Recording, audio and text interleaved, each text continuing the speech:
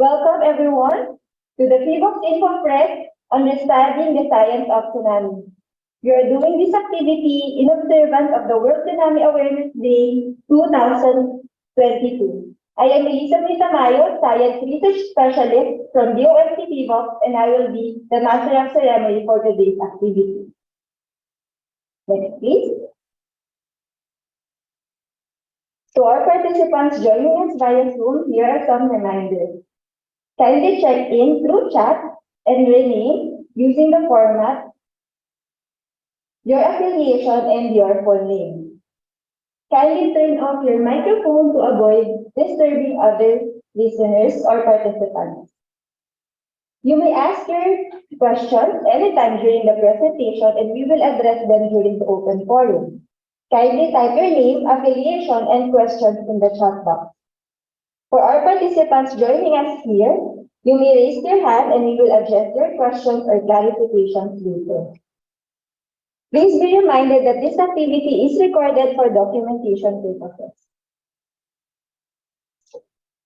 Our participants joining us via Zoom, kindly click the link provided by our secretariat in the chat box and fill out the attendance form. You may also scan the QR code provided. And without further ado, to give us the welcome report, may I call on the officer in charge of DOST-PHIVOLCS, Dr. Teresita Siba-Colcol. Sir?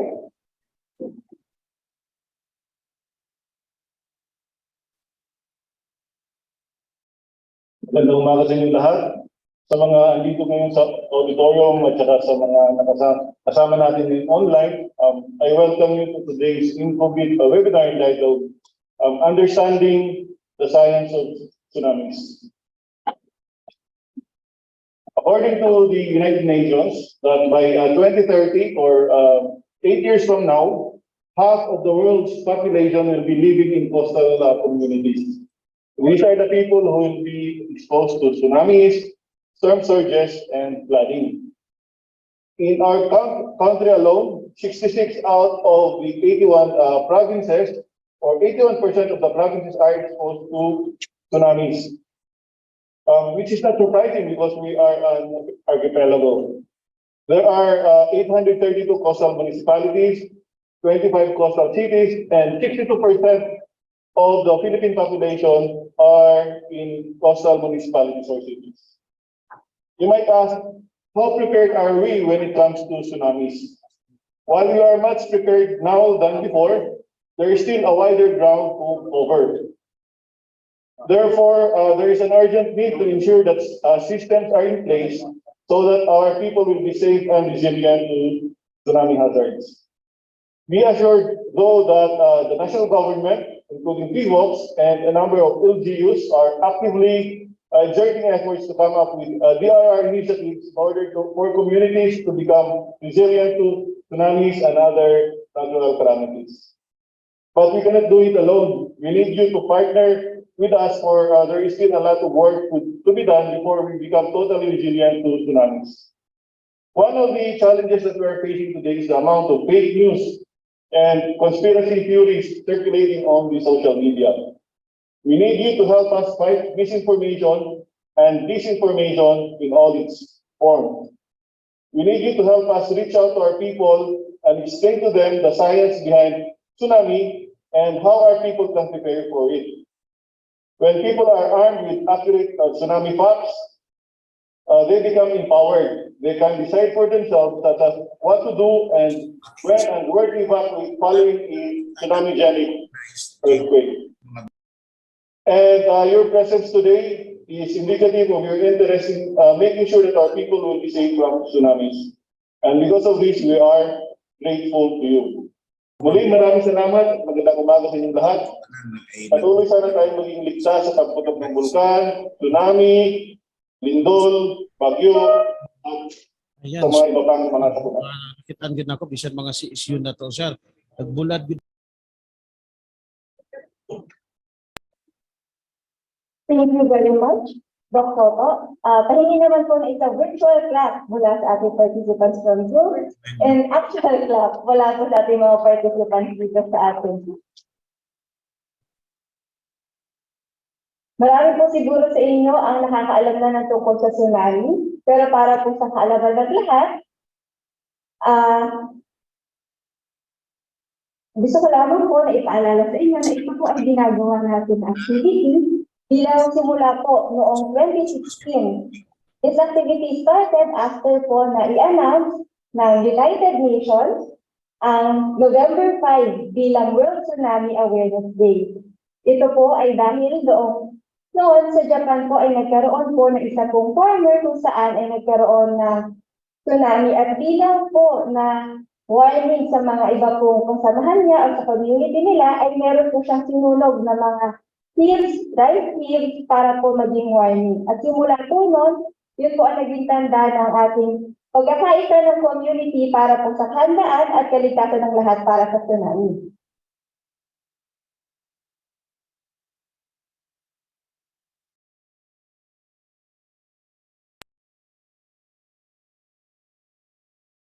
Ms. Jen, can you share the presentation, please?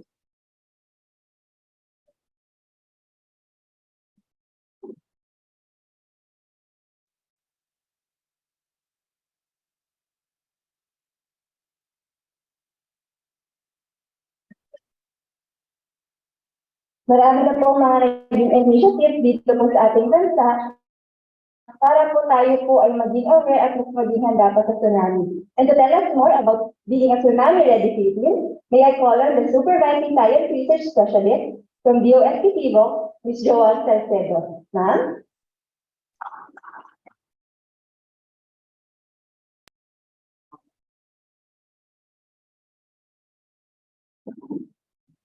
Hello, good morning sa mga kasama po natin dito sa auditorium. And of course, yung mga kasama po natin dito sa Zoom. So, simulan po natin ang araw natin, Maganda po yung narinig nating message mula sa PHIVOLCS o IT, si Sir Toto, tungkol sa World Tsunami Awareness Day.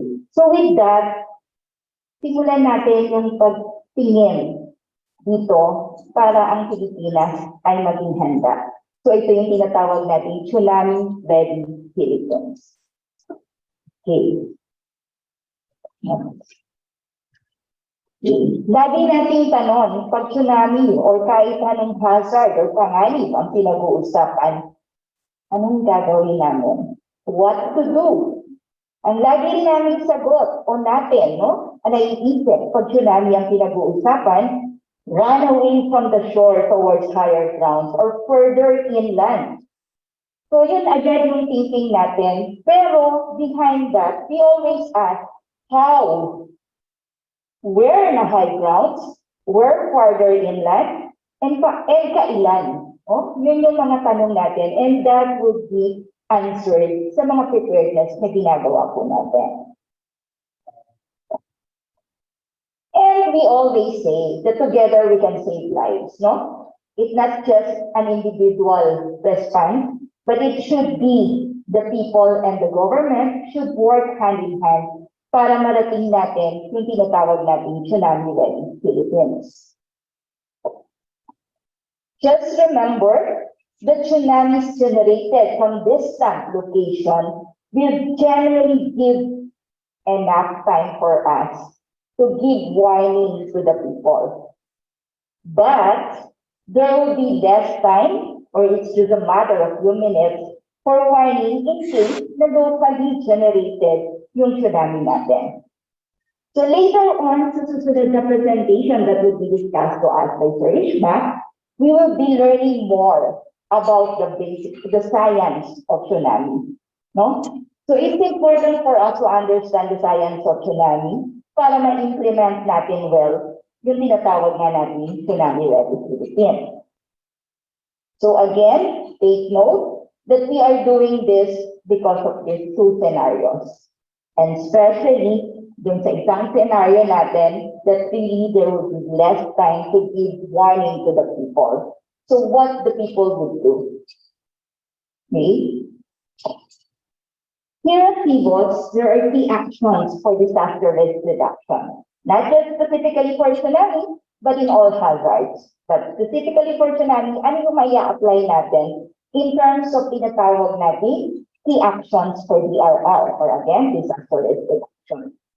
We know first, anyway, know the hazard and risk. So, ito yung tinatawag or ginagawa natin na hazard and risk assessment. We do monitoring. We warn and disseminate the information so that we can respond properly and timely. And ano yung mga activities natin for that? That would include the preparedness, mitigation, response, and recovery. So I just want to show you a background of what had happened in the one of the historical tsunami that had happened in the Philippines. It was the 1976 magnitude 8.1 Morro Gulf earthquake and tsunami. The epicenter of the earthquake is on the southern part of the Philippines. It's Cotabato Trench. I think I now medyo mas marami na po nakakaalam sa atin where is the Cotabato Trench. Okay, it's on the southern part of the Philippines. So, tingnan natin yung tsunami accounts. And specifically, the slide that you are seeing is the sequence of events from the witness account. So, sabi ng isa, it's a violent shock that awaken people and make standing and walking difficult. So, that's the earthquake. And then, it was followed by unusually deep recession of the sea. And later on, a strong, prolonged approaching sound. And just a matter of minutes, it's the arrival of waves. So mamaya, babalikan natin yan. Doon lang muna tayo sa sequence of events. Okay. These are just a few summary of the tsunami safety and preparedness measures that we can do. First, do not stay in low-lying coastal areas after a felt earthquake. Move to higher grounds immediately. Even usual sea conditions like rapid lowering of the sea level, so yun ang sinabi kanina, no, the recession of the sea, immediately move towards higher grounds. So usually, bakit natin ito pinapakita? Ang mangyayari kasi, we all know that we have the sasabihin ko na ba na, syempre Pilipino ako, no? The most beautiful beaches, no? We have that around the Philippines. So pag nag-receive yung water along the beach, there would be beautiful steam. And this steam would tempt people to flock to the shoreline, no? They go there, tapos, ang ganda, noong hindi pa usong mga camera, mamumulot ka ng mga shells, even mga isda, pupulutin natin yan kasi mag-a-appear. Pero ngayon, nauso na mga camera, mga video, we would go there and take photos. So, nai-increase ngayon yung number of people at risk. Because we don't know the danger yet. No? Ang nakita natin yung maganda not the danger. But then now, we have to educate everyone, tayong lahat, para itong unusual sea condition na to ay maging warning na para sa ating lahat. So again, if you see this theme, immediately implement what we have learned on the preparedness. So another thing, never go down the beach to watch and or document an incoming tsunami. I know most ng mga kasama natin dito, it is our job, di ba? To document, not just a job, but it's a passion for us to document things na importante na document. But please, for tsunami, don't go down the beach, no?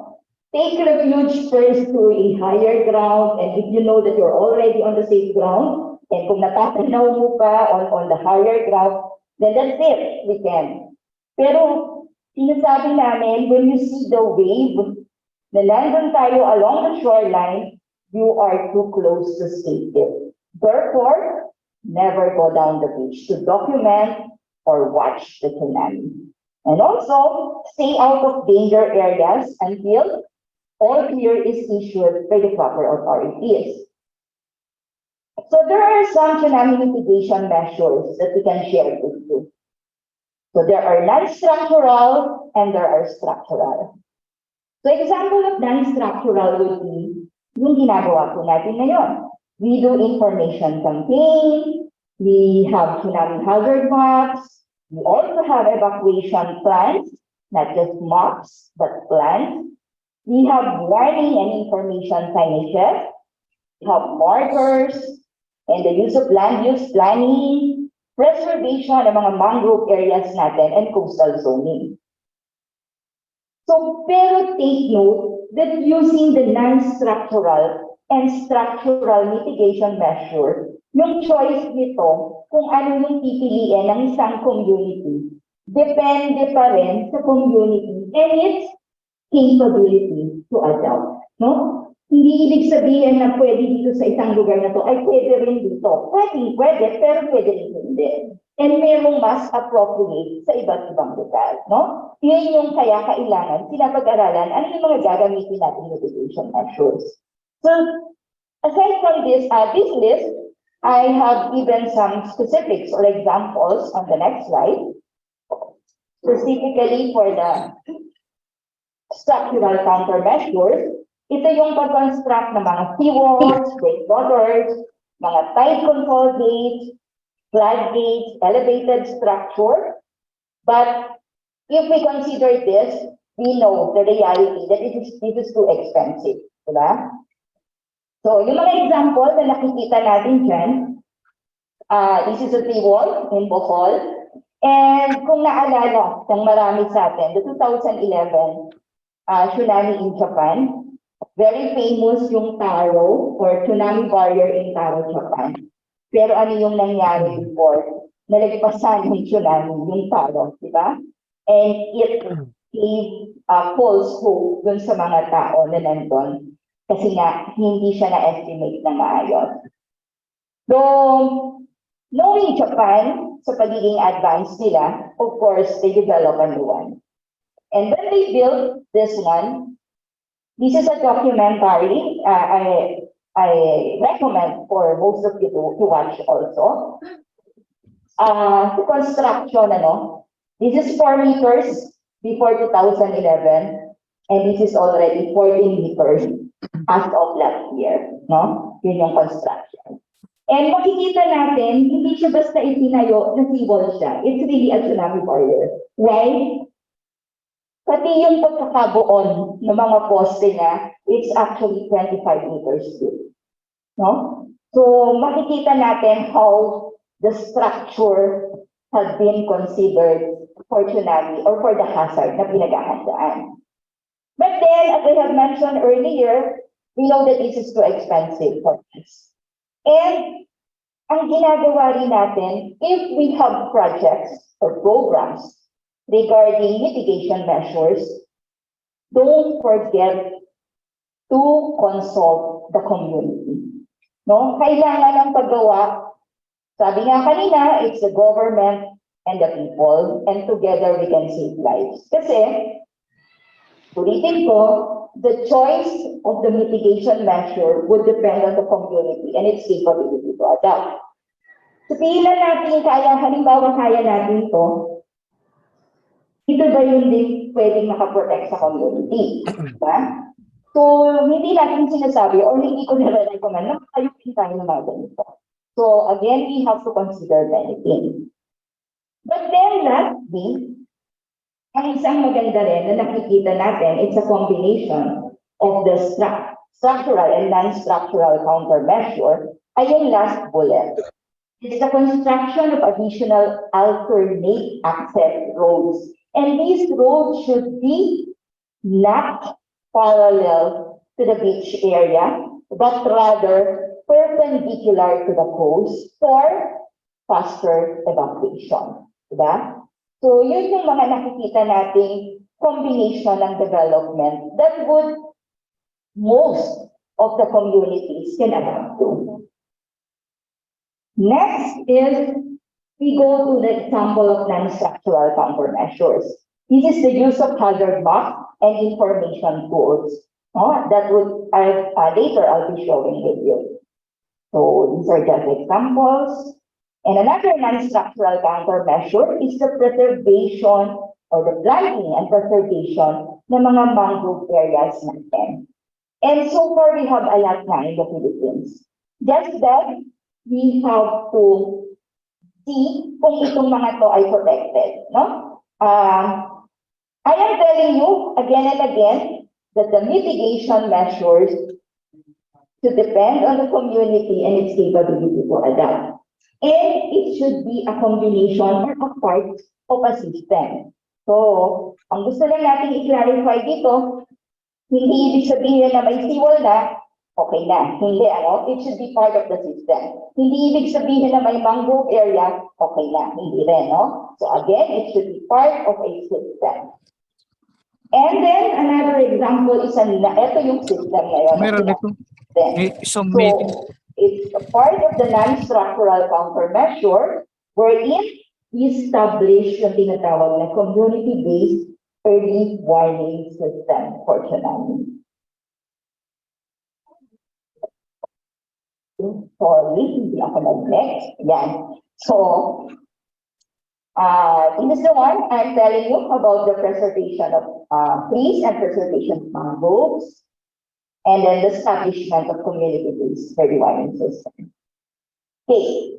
So now let's go dun sa aking presentation talaga, no? Which is the Tsunami Ready Recognition Program. This is by the UNESCO IOC. So this Tsunami Ready Recognition Program is an international community-based recognition developed by the Intergovernmental Oceanographic Commission of UNESCO. And of course, its aim is to build resilient communities through, may ginagawa po natin ngayon, awareness and preparedness strategies, and of course, that will protect the different elements at risk. So when we say elements at risk, these are the protection of lives, livelihood natin, and the properties. Okay.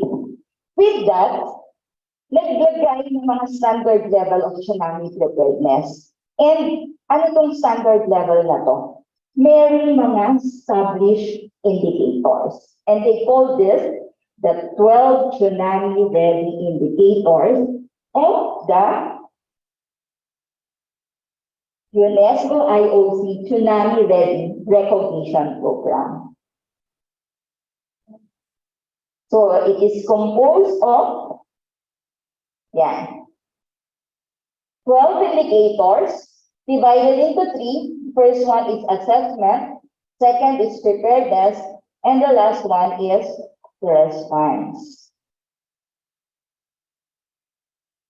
Yan. So, isa-isahin natin yan. So, assessment, compose siya ng tatlong indicators. So, the first, or actually, the 3 indicators would indicate the tsunami hazard and risk assessment. And if you would remember one of my previous slides, nandun yun sa ating hazard and risk assessment. So this part, the 3 indicators would include yung tsunami hazard zones are mapped and designated.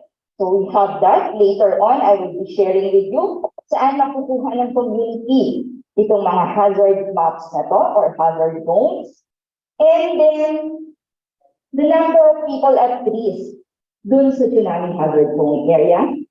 And lastly, the economic, infrastructure, political, and social resources are identified. So ito yung mga tinatawag din nating vulnerabilities and capacities na meron tayo. So again, as a summary, the assessment part of the 12 indicators would be summarized into hazard and risk assessment. So, I just would like to share with you saan natin makukuha mabilis, yung hazard maps natin or the tsunami hazard maps that we are discussing right now. So, you just, of course, go to PHIVOLCS official website and then click on hazard maps and the name. And then it will ask you questions, of course, about the area. And then it will provide you the maps. No? Yan po yung mga examples natin. And now we go to preparedness, or the second cluster of indicators. So the preparedness composed of 5 indicators, which is the first one is, nanggaling na tayo sa hazard, pupunta na tayo ngayon sa evacuation maps, no? So the map should be easily understood and approved. And then there are tsunami information, including signages, publicly displayed. And for information then, we have this na sa iba't ibang part ng countries. Yes, that nagkaroon tayo ng mga pilot sites and may mga LGU initiatives na rin tayo. And we want to encourage all communities to do this. Okay? So, these are the signages that we recommend, and of course, this is internationally recognized. The first signage would indicate the tsunami hazard zone, and you place it to the tsunami hazard zone area. And the next signage would be directional signage, or yung makikita ng tao na sa nako, ilang metro pa yung lalakarin ko hanggang sa makarating ako on the third signage, which is the evacuation shelter.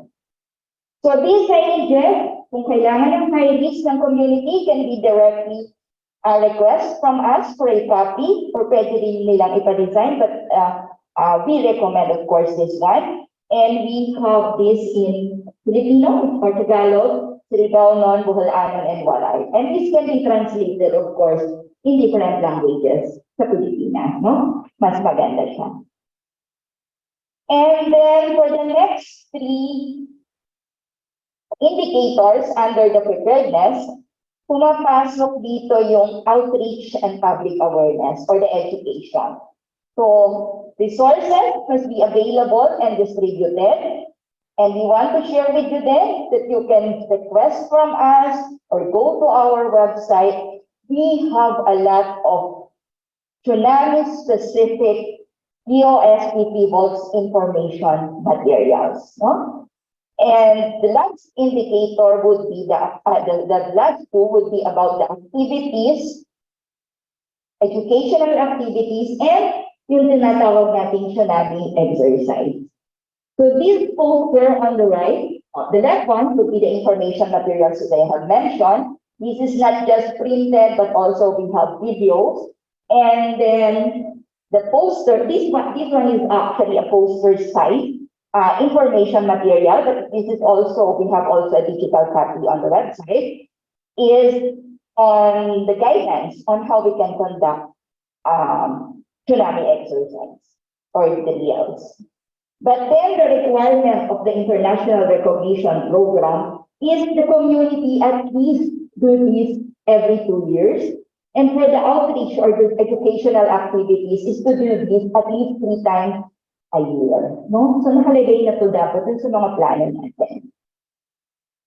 And next, or the last cluster of the indicator is the response. And the response is composed of the last 4 indicators. So the first indicator says that a community tsunami emergency response plan, no? So pinagsasama na natin from the assess, the preparedness, gagamitin na natin, it's already a response plan, no? And also the capacity to manage emergency response operations. So from the plan, we do operations pag nangyari na yung tsunami. So it's just like we have the plan and then we implement the plan. And then we want that the community have the capacity to implement the plan. So the last 2 is more on communication. So kung makikita natin, halos pareho yung yung last 2 indicators. The only difference is that this is on redundancy and reliable means to timely receive official tsunami alerts are in place. So ano yung difference? The first one is on receiving the information, and the last one is on disseminating the information. Hindi pwedeng na-receive lang, pero secret, di ba? So kailangan we disseminate the information and we have the reliable means to do this. So ano yung mga examples naman natin? Sa local, of course, meron tayong ilan na may mga tinatawag tayong alerting sirens, different communication systems, and even indigenous resources. No? Sinasabi natin nga kanina na it's a combination. Hindi pwedeng isa lang. No? Okay. So a simple step on how to establish a tsunami warning system. No? This is already a summarized one. First, we identify key officers and officials na magiging parte ng communication flow of information and warning. Who's in charge? What office is in charge? We also identify yung mga existing equipment that we have. So ito yun na yung resources na sinasabi natin. So it's more on, mga examples natin would include the telephone, the SMS, the fax, the radio, sirens, bells, megaphones. Mention ko again the indigenous and or locally available equipment such as yung mga batingang or charge bells. Kasi minsan ang thinking natin, wala kami yung high-tech na yan. So, we don't always rely on high-tech things, ano? These may fail dun sa depende again sa community. So we always have backup of indigenous or locally available equipment. Then, we identify appropriate warning system scheme and establish yung final warning system natin or the procedure. On the fourth line, this is just after having inventory of the second bullet of the equipment, we install additional if necessary, if appropriate. And lastly, we should establish the final flowchart of information. And magagawa rin tayo ng mga testing or exercises for that. So again, as a summary, let me reiterate that we need the identification of the officers and officials, the equipment, the appropriate warning system, the scheme, and the flowchart of information. So we at PHIVOLCS, we also have or maintain, establish and maintain the sea level monitoring network strategically located along the coastal areas, of course. And then, aside from that, we have the community tsunami alerting station. So how it works? Some parts would have the tsunami wave detector and the data transmission station. So again, saan siya nakalocate? Dito sa itong mga nakikita natin sa map na ito, no? Yung mga big squares. So how it works? Nakalocate to along the coast. We call it the tsunami wave detector. And once na may na-record to or may mga binabasa siya, nagkakaroon, napupunta siya sa data transmission station, and this transmission station, using the satellite technology, would reach the data receiving center of PHIVOLCS na nandito sa building na ito. No? So ano yung example ng nakikita natin dyan? So, this is the data receiving center of PHIVOLCS. And then, may mga waves dyan. This is the two waves composed of the estimated and the observed type.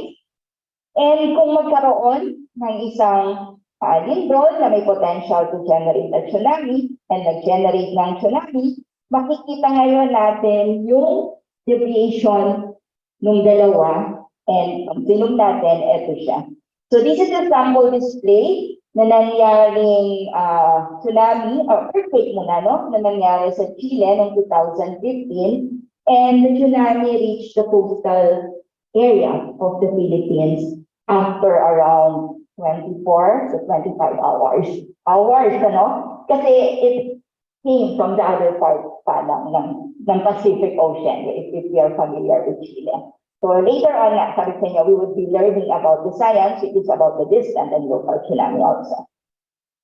Yan. So for community level naman, ito po yung isa sa example natin. How it works, may mga nakalagay din, tsunami detection station, offshore, yung iba nasa mga islands po. For example, this one, this is just example. But again, yung first slide kanina nandun siya mga nakalocate. For this one, this example, this is Manila Bay area. This is Lubang Island, and this is Corregidor Island. So ganito yung nandun. We call it the tsunami detection station. And this tsunami detection station, meron siyang visualization and decision support tool. And nakalagay yan usually sa mga LGU natin. But we also have here, of course, sa data retrieval center ng PHIVOLCS. And also, may website yan and merong authority that can access. No? Why? Sabi kasi dyan, it's the decision tool. So it's the decision, you have to analyze the data coming in from here, going here, and then later on, if you found that it's about time na kailangan natin i-trigger and give warning to the people, then we do that. So it communicates via SMS. So these are the alerting siren, or we call it a community alerting siren, na naka-install again sa mga different coastal community. So this is already along nasa loob na ng community. Again, it's a part of the system. Yung pinakita ko kanina, we have identified key offices hanggang dun sa flowchart of information. Okay, what are the other information products na meron ng PHIVOLCS related sa mga decision natin, whether what type of information we would be releasing to the public? So the first one is we actually have the Philippine Seismic Network that records the earthquake first. No? Kailangan natin ng lindol bago magkaroon ng tsunami. Pero syempre, ayaw natin ng tsunami, no? But yun, so that Philippine Seismic Network would give us an information or the earthquake parameters about anong klase yung lindol na yun. When we say anong klase, nakikita ngayon natin yan sa mga analysis tools natin. For example, this one, yung nababasa natin ngayon na script, it would tell us ano yung maging mechanism ng lindol. Diba? Yung mga naririnig natin. Ano yung magnitude? Yan, familiar din tayo. So, pag gano'ng kalalim yung lindol. So, with that, pag nakita na natin, lalabas na yun itong info na yan, at saka yung earthquake information, we use that para mag-simulate. But then this simulation is already a database. So, this tsunami database is around 30,000 scenarios. Now, wherever around the Philippines, for locally generated tsunami, around the Philippines, we have scenario, even the data coming from the earthquake, put natin to rito, we don't need to wait for the usual 7 hours of computing. So for this one, it's just a matter of 13 seconds after putting the earthquake parameters. And this, aside from that, yung mga na-mention ko rin, mga sea level monitoring station and the tsunami early warning system na meron tayo. So again, these are just decision support tools. Later, pakita ko ano yung product after using these tools. So this is the product. We call it the tsunami information. So tsunami information is being released after an earthquake with the potential to generate a tsunami. Occurred, no? So yung information natin, there are two forms. It's either an advisory or a warning. And it also mentions about what's the threat to the Philippines. And of course, the most important, what is the recommended action dun sa mga possible affected cases. And it also shows, of course, the earthquake parameters of the event. So, ano yung tsunami information na yan? Yan. So, ito yun, no? I think we also distribute the kit. May copy sila. Ayan. You have copy of this. Ang tinatawag natin Tsunami Information or the Philippine Tsunami Information. So again, these have 3 types of advisory, and the last one is what we call the tsunami warning. So the first one, yan. Meaning, i-discuss ko ng mas detalye, no? Dun sa baba. Ito yung example ngayon. So namin makikita yung final product, no? Yung final product niyan, again, of course, nasa PHIVOLCS website. And of course, aside from PHIVOLCS website, sa mga social media, official social media accounts ng DOST PHIVOLCS. And of course, we distribute them and disseminate that to the public and sa inyo rin. So, ito yung example. Dito yung makikita nyo on the website. It's the world map. And then you will be seeing the epicenter of the earthquake that has the potential to generate a tsunami. So, potential pa yan. And this is just an example of the final product, which is, for this one, is the first advisory, which we call no tsunami threat. No? Ito siya. No tsunami threat, meaning mayroon pa rin lindol na naganap. But then, this earthquake, hindi siya mag-generate ng tsunami. Confirm, base dun sa earthquake parameters. Or, pwedeng may tsunami na-generate, bawa sa ibang bansa, pero hindi makakarating sa atin sa Pilipinas. So, this advisory is still no evacuation needed. And the advisory is being released for information purposes.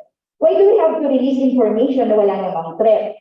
Because people are asking. And we have to address, di ba? Kaya sa nakuthang yung tanong na may lindol na nangyari, ano ba? So yun yun. Kaya kami nagre-release ng no tsunami threat advisory. Now, yung isa na type of advisory natin is what we call sea level change monitoring. So when we say sea level change monitoring, PHIVOLCS will still monitor and magpo-provide ng updates later. No evacuation order pa rin is in effect, but of course, we are still advised to wait and listen for updates.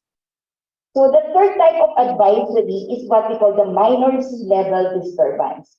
For minor sea level disturbance, ito yung tsunami is confirmed to arrive the coastal area of the Philippines, but then this is non-life threatening. Bakit natin nasabing non-life threatening? Kasi yung kanyang wave height o yung taas ng alon na may encounter natin is just less than 1 meter. So how do we imagine if it's less than 1 meter? So usually yan, of course, mas matangkad tayo sa kanya. Yung ordinary height natin, ano? But then, makikita natin dun sa recommended action that we are still advised to stay away from the beach and not to go to the beach. Why? Because the force of the tsunami is very strong. Even though less than 1 meter lang yan, kung nandun tayo along the coast, kaya niya tayo idapa. No?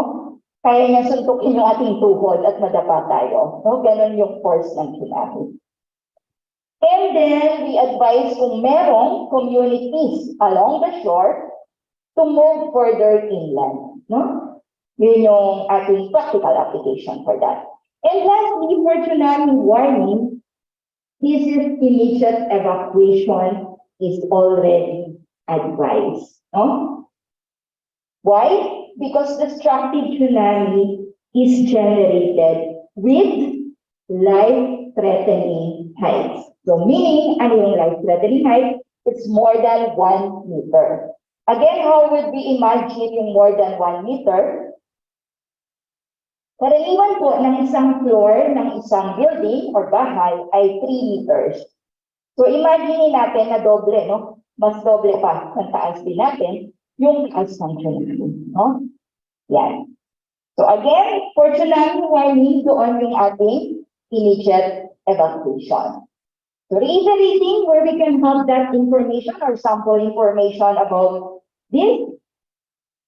Dito po siya sa PHIVOLCS website, and below, aside from the map, below is the list. And when you click one of the activity or event dito sa list sa ilalim, ay lalabas po itong final output natin, which is the specific tsunami advisory, no tsunami threat, yung example natin dito. So again, it contains the information about the earthquake, the evaluation, and the recommended action. So, basically, ganito yung shortcut nung diniscuss ko, no? For this time, tsunami, so meaning the tsunami we have enough time, yung nasa first slide ko, we have enough time to give warning to the people. Nagkaroon ng earthquake from another country, then we have getting information from international warning centers. And then we analyze it has no potential for tsunami, then we issue the no tsunami threat advisory. But if it is high potential for tsunami, we issue sea level change monitoring. And then later on, we confirm if is it minor sea level disturbance or non-life threatening or tsunami warning life-threatening. In both cases, after a few hours, authorities would be lifting the advisory or the warning. Again, we don't cancel dahil nagkamali. We just lift that the threat is over. No? So for locally generated, it's almost the same, just that we use yung earthquake data na nanggaling dun sa nangyaring lindol and yung mga pinakita kong decision support goals kanina.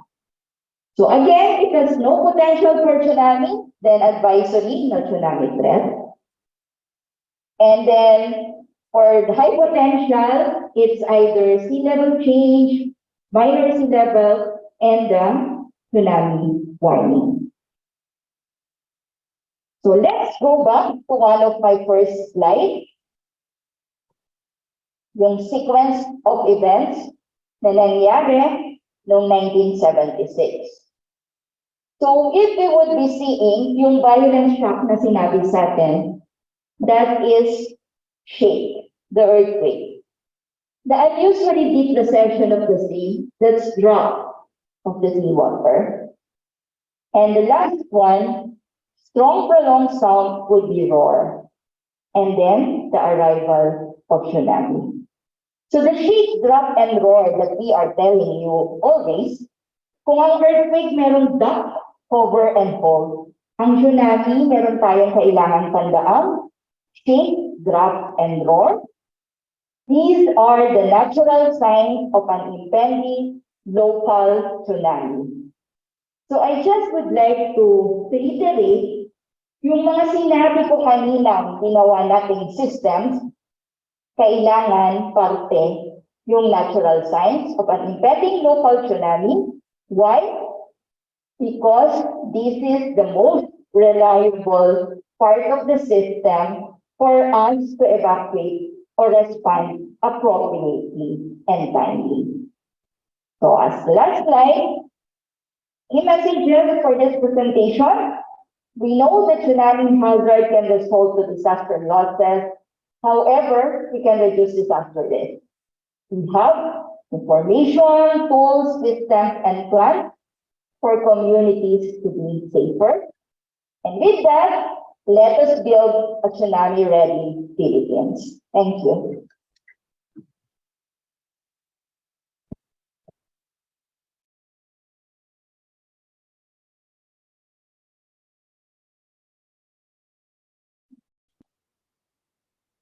Thank you very much, Ma'am Joanne. Sabi nga po ni Ma'am Joanne, huwag natin kakalimutan ang natural signs of an impending local tsunami. Shake, drop, and roar. So, kumbaga, meron tayong duck, over, and hold. Meron tayong shake. Ano po sa sunod? Rock and roll. Hindi po shake, rattle, and roll ha, kahit po November ngayon. Although parehas po nakakatakot ang shake, rattle, and roll at ang tsunami.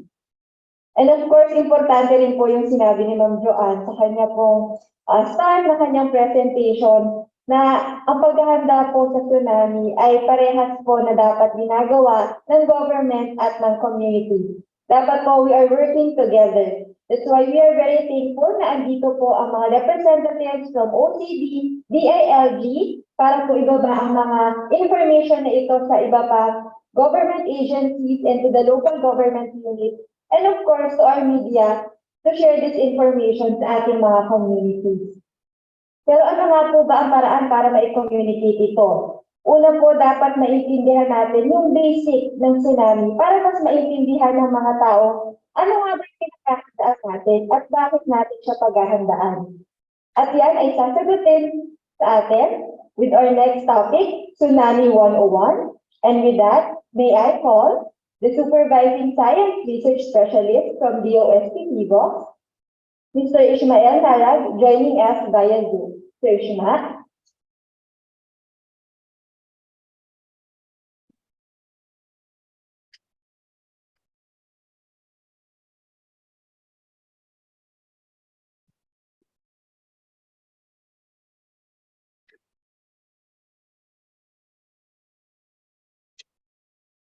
Hello, good morning. Can you see my presentation now? Yes, Sir Ishmael. Okay. Ngayong umaga, I will be discussing all of yung paglilinaw ng mga terms related to dito sa topic natin na tsunami. So, yung title ng presentation ko is Tsunami 101, which will clarify some of the terms being used when we are communicating para we're on the same table, same page when we are discussing things related to tsunami para walang confusion.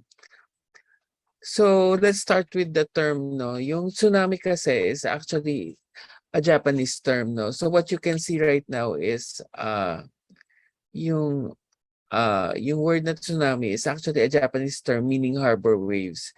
It is actually a series of waves in a body of water caused by a displacement of a large volume of water due to various processes. Ngayon, yung terminology na to, hindi naman ito nag-start as tsunami talaga, naging popular. In the early part of the 20th century, madalas tawagin siyang tidal waves, no? Pero this is actually a mistake because tidal waves are actually currents or disturbances due to the gravitational forces between the earth and heavenly bodies, particularly yung ating buwan.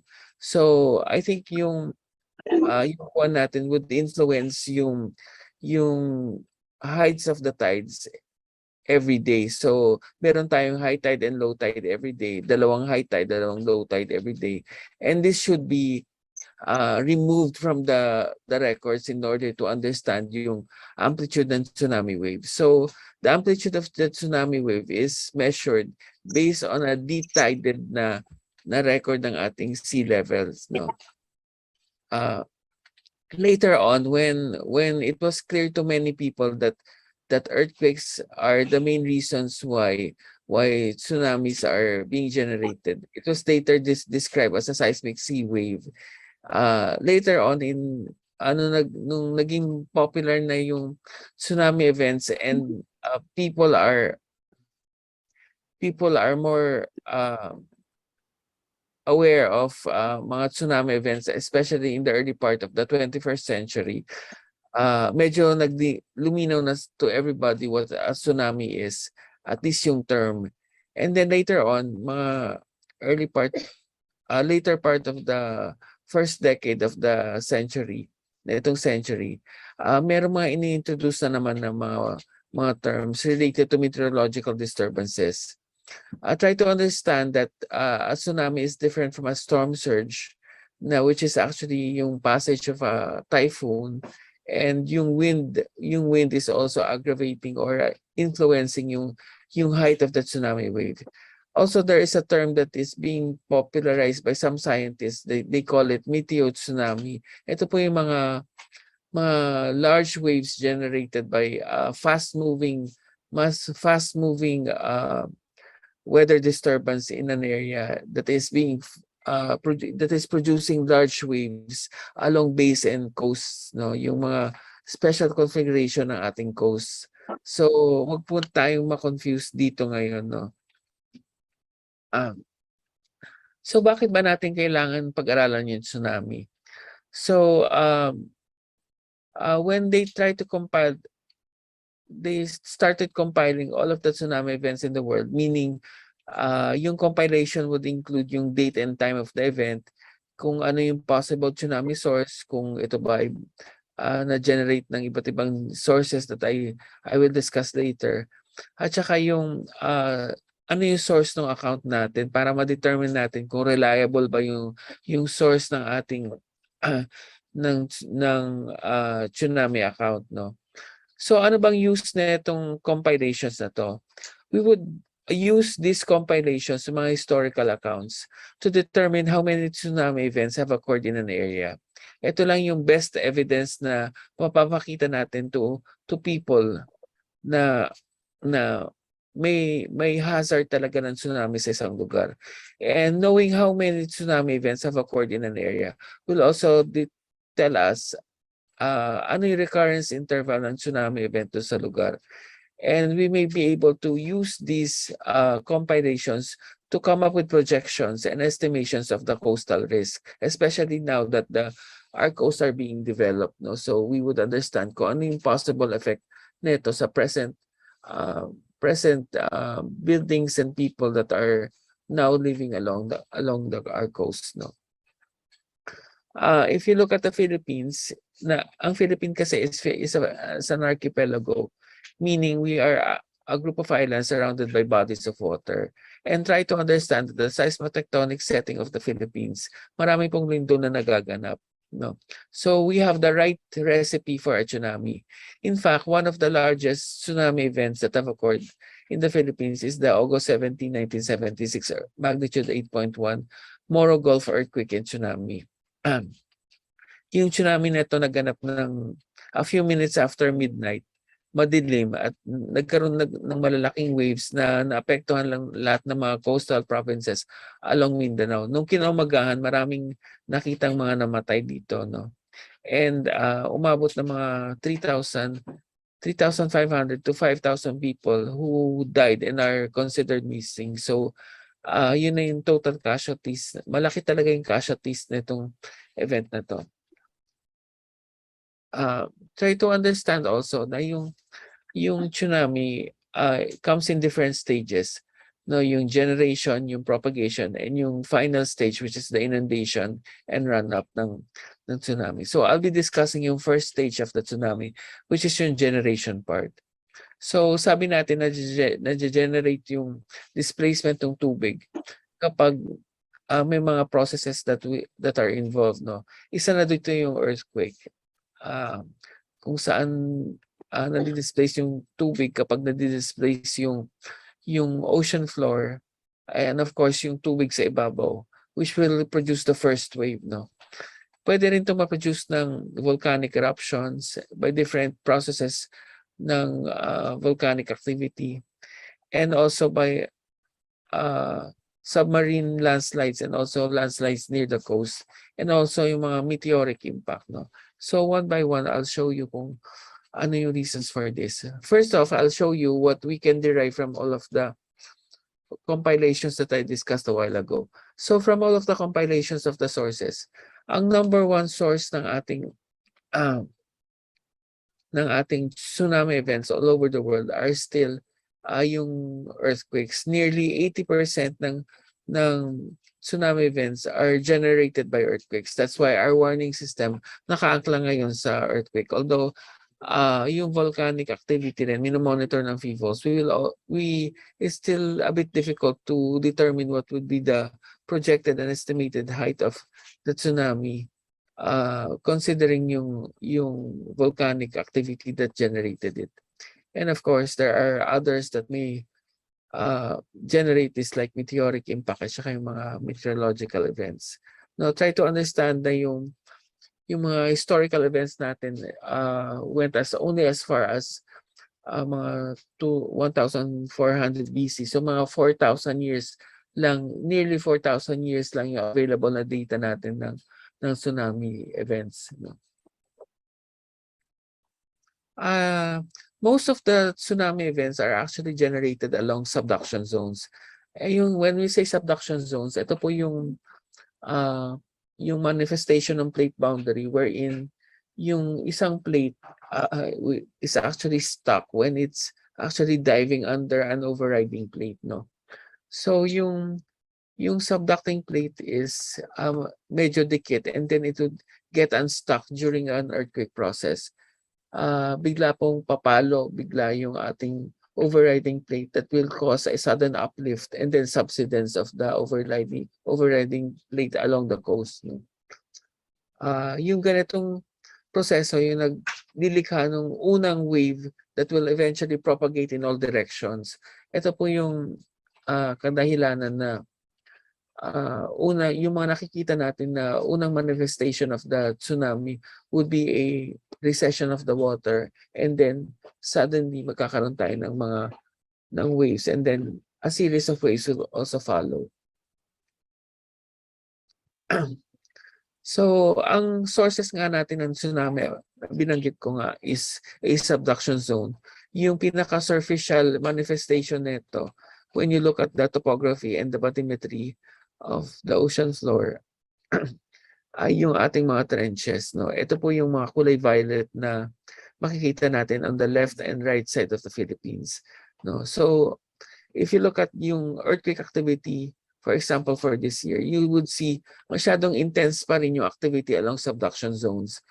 Kasi ito po yung point of contact of our plate and dito po nasa stuck and eventually dahan-dahan pong nagkakaroon ng lindol dito sa mga lugar nito. Kailangan po talagang i-monitor ng maayos yung activity along trenches kasi dito po na although may mga inland earthquakes na pwedeng pong magkaroon magkaroon ng tsunami events, kadalasan ng malalaking earthquake ay nangyayari along subduction zones. And with that, pwede pong magkaroon po ng malaking tsunami kaakibat ng pagkakaroon ng ating ng mga lindol na malalaki. So, kailangan po natin ng mga systems na monitoring systems that would show kung saan po yung nagaganap na lindol at gaano po ito kalaki, ano po yung magnitude ng earthquake. Kailangan din pong redundant itong system na to. Ibig sabihin, kailangan pong may papalit kung sakaling mawala. No? So, for example, yung earthquake monitoring system natin dito nakasentro dito sa Metro Manila, dito sa Quezon City. Meron pong version nito sa Davao City. No? So, sa loob ng Philippine Science High School, such that if mangyari yung isang malaking lindol along the Manila Trench na maaring masira yung data receiving center natin dito sa Quezon City, agad-agad naman na mapapalitan nito ng ating system dito sa Davao City. At siya na po yung magbibigay ng impormasyon tungkol doon sa lindol at kung pwede pong itong maglikha ng ating tsunami event. So, pwede rin pong ma-generate ang tsunami ng volcanic activity. No? Kadalasan ito po ay na-generate ng collapse ng volcano, yung mga debris na na-generate ng tsunami, especially yung mga lateral blasts at mga pyroclastic density currents na nalilikha nito na siyang nagtutulak ng tubig at eventually siya po yung nagdadagdag dun sa puwersa nung alon na umaagos sa mga affected na areas. No? At kadalasan itong mga volcanic tsunami ay confined lang kung nasaan po yung active na volcano. Pero itong vulkan na sumabog dyan sa Pacific Ocean, yung sa may Tonga, umabot rin po ito ng malayo. Kaya pinag-aaralan din ngayon kung paano po yung tsunami information na na ibibigay sa publiko kapag may activity po ng tsunami at naglikha po ito ng isang alon na pwedeng umabot sa mga coastal sa coast ng ibang bansa, no. So ito na po yung pinag-usapan itong early part of the year para po ma-amend yung mga tsunami products na binibigay po sa publiko. Isa rin pong kadahilanan ng ating tsunami ay mga landslide-induced na tsunami events kung saan yung landslide debris ang siya pong o yung volume ng landslide debris na gumalaw ang siyang naglilikha ng paggalaw ng tubig kung saan po ito bumabagsak, no. Pwede rin po yung mga deposito ng doon sa lupa na gumalaw, nagkakaroon po ng underwater submarine landslides na siya rin pong nagtutulak ng ating tubig na papunta sa mga affected na lugar. Ang pinakahuling posible rin na maglukha ng tsunami ay yung mga meteoric and asteroid impact events, no. Kapag may isa po tayong pangkalawakang object na pumasok po sa ating planeta at hindi po ito na fragment at the time of entry, pwede po, malaki pong posibilidad na mahulog ito po sa karagatan kasi malaki pong area ng ating planeta ay covered ng tubig, no. So base sa mga projections na nagaganap ay ang unang pwedeng mangyari ay magkaroon ng isang malaking kurtina ng tubig na kasama na rin dito yung fragmented portions ng ating meteor or asteroid na tumama. At ito po ay susundan ng malalaking pag-alon na pwede pong umabot sa malalayong lugar at pwede rin pong umabot ng malayo ang level ng inundation ng ating tsunami. Ang susunod naman ng stage ay yung propagation or yung pagdaloy ng ating tsunami. So, ang pag-uusapan natin dito ay gaano kabilis at gaano po kataas po yung wave height na pwede nating makita, no. Kadalasan ito po ay depende kung gaano po kalalim yung ating ocean floor or yung dagat doon sa lugar, ano. So kung ang dagat natin ay malalim, kadalasan ang mga tsunami wave ay mabilis na dumadaloy dito at medyo bumabagal ito habang ito ay umaabot na sa mabababaw na parte ng ating karagatan, no. At na-establish natin yung shoaling process, no. Yung shoaling process ay siyang nagdilikha ng pataas na tubig na siyang kadahilanan. Usually kasi maliit lang yung height ng ating tsunami sa malalim na parte ng karagatan at yung shoaling process, yun po yung pumapatong, nagkakanda patong-patong po yung tsunami waves. At ito po yung nagdilikha ng pataas na alon at siya pong pwedeng makasira ng mga kabahayan sa along the coast at pwede pong umabot ng malayo yung inundation ng ating tsunami. Ang last stage din yung ating inundation na run-up. Yung inundation is yung horizontal extent ng flooding ng isang tsunami, no? Kung gaano po kalayo yung aabutin ng ating alon ng tsunami, yun po yung inundation. Whereas yung run-up po ay ito po yung gaano taas ito with respect to the coast, no, yung shoreline natin or kung saan po yung mean sea level natin. Ito po yung ating run-up height. Kailangan po itong ma-determine kasi ito po yung mag-impluwensya kung ano po yung level ng damage na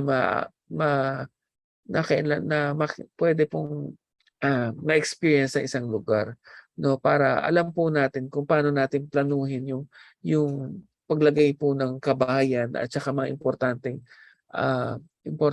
facilities sa isang lugar na prone to tsunami events. Ang importante rin nating intindihan ay kailangan po meron tayong effective na end-to-end warning system na siya magbibigay ng ng abiso sa publiko para mabawasan po yung loss of lives, no. Ito naman yung pinaka ultimate goal muna natin ay mabawasan yung mga namamatay at na-injured because of any devastating tsunami, no. So ang pinag-uusapan po natin dito, yung mga devastating tsunami ay mga 1 meter ang height up, no. Yung mga lower than 1 meter, kadalasan ang mga naapektuhan lang dito ay mga industriya na nasa lugar ng karagatan at saka yung malalapit lang doon sa beach. Kaya kadalasan ang advice lang namin dito ay stay away from the beach kapag meron pong isang paparating na tsunami. So kailangan po end-to-end ito, starting doon sa pag-detect ng ating tsunami, kung kailan ito nalikha. So kadalasan meron po tayong mga sensors na nilalagay po sa karagatan para malaman natin kung ano po yung pinaka taas ng tsunami dun sa malalim na parte at ma-project na natin kung ano yung tsunami height kapag ito po ay lumalapit na sa ating coastline, no. And then kailangan doon pa lang sa malayong lugar ay nalilikha na natin yung warning product, and eventually ito po ay kailangan ma-disseminate sa mga pwedeng maapektuhan, no. And then importante rin po na yung mga taong maapektuhan ng tsunami ay alam nila kaagad yung gagawin nila just in case natanggap po nila yung message. Kaya po kailangan po lahat ng ating probinsya or mga LGUs na may mga coastal communities na pwedeng maapektuhan ay mag-craft ng kanilang tsunami evacuation plan. Ito po ay kailangan po ito ay nakasulat. At mas maigi nga po yung evacuation plan ay meron po tayong warning system at meron tayong mapa na sinasabi kung saan po pupunta yung mga tao at mga signages para maayos po yung ating evacuation.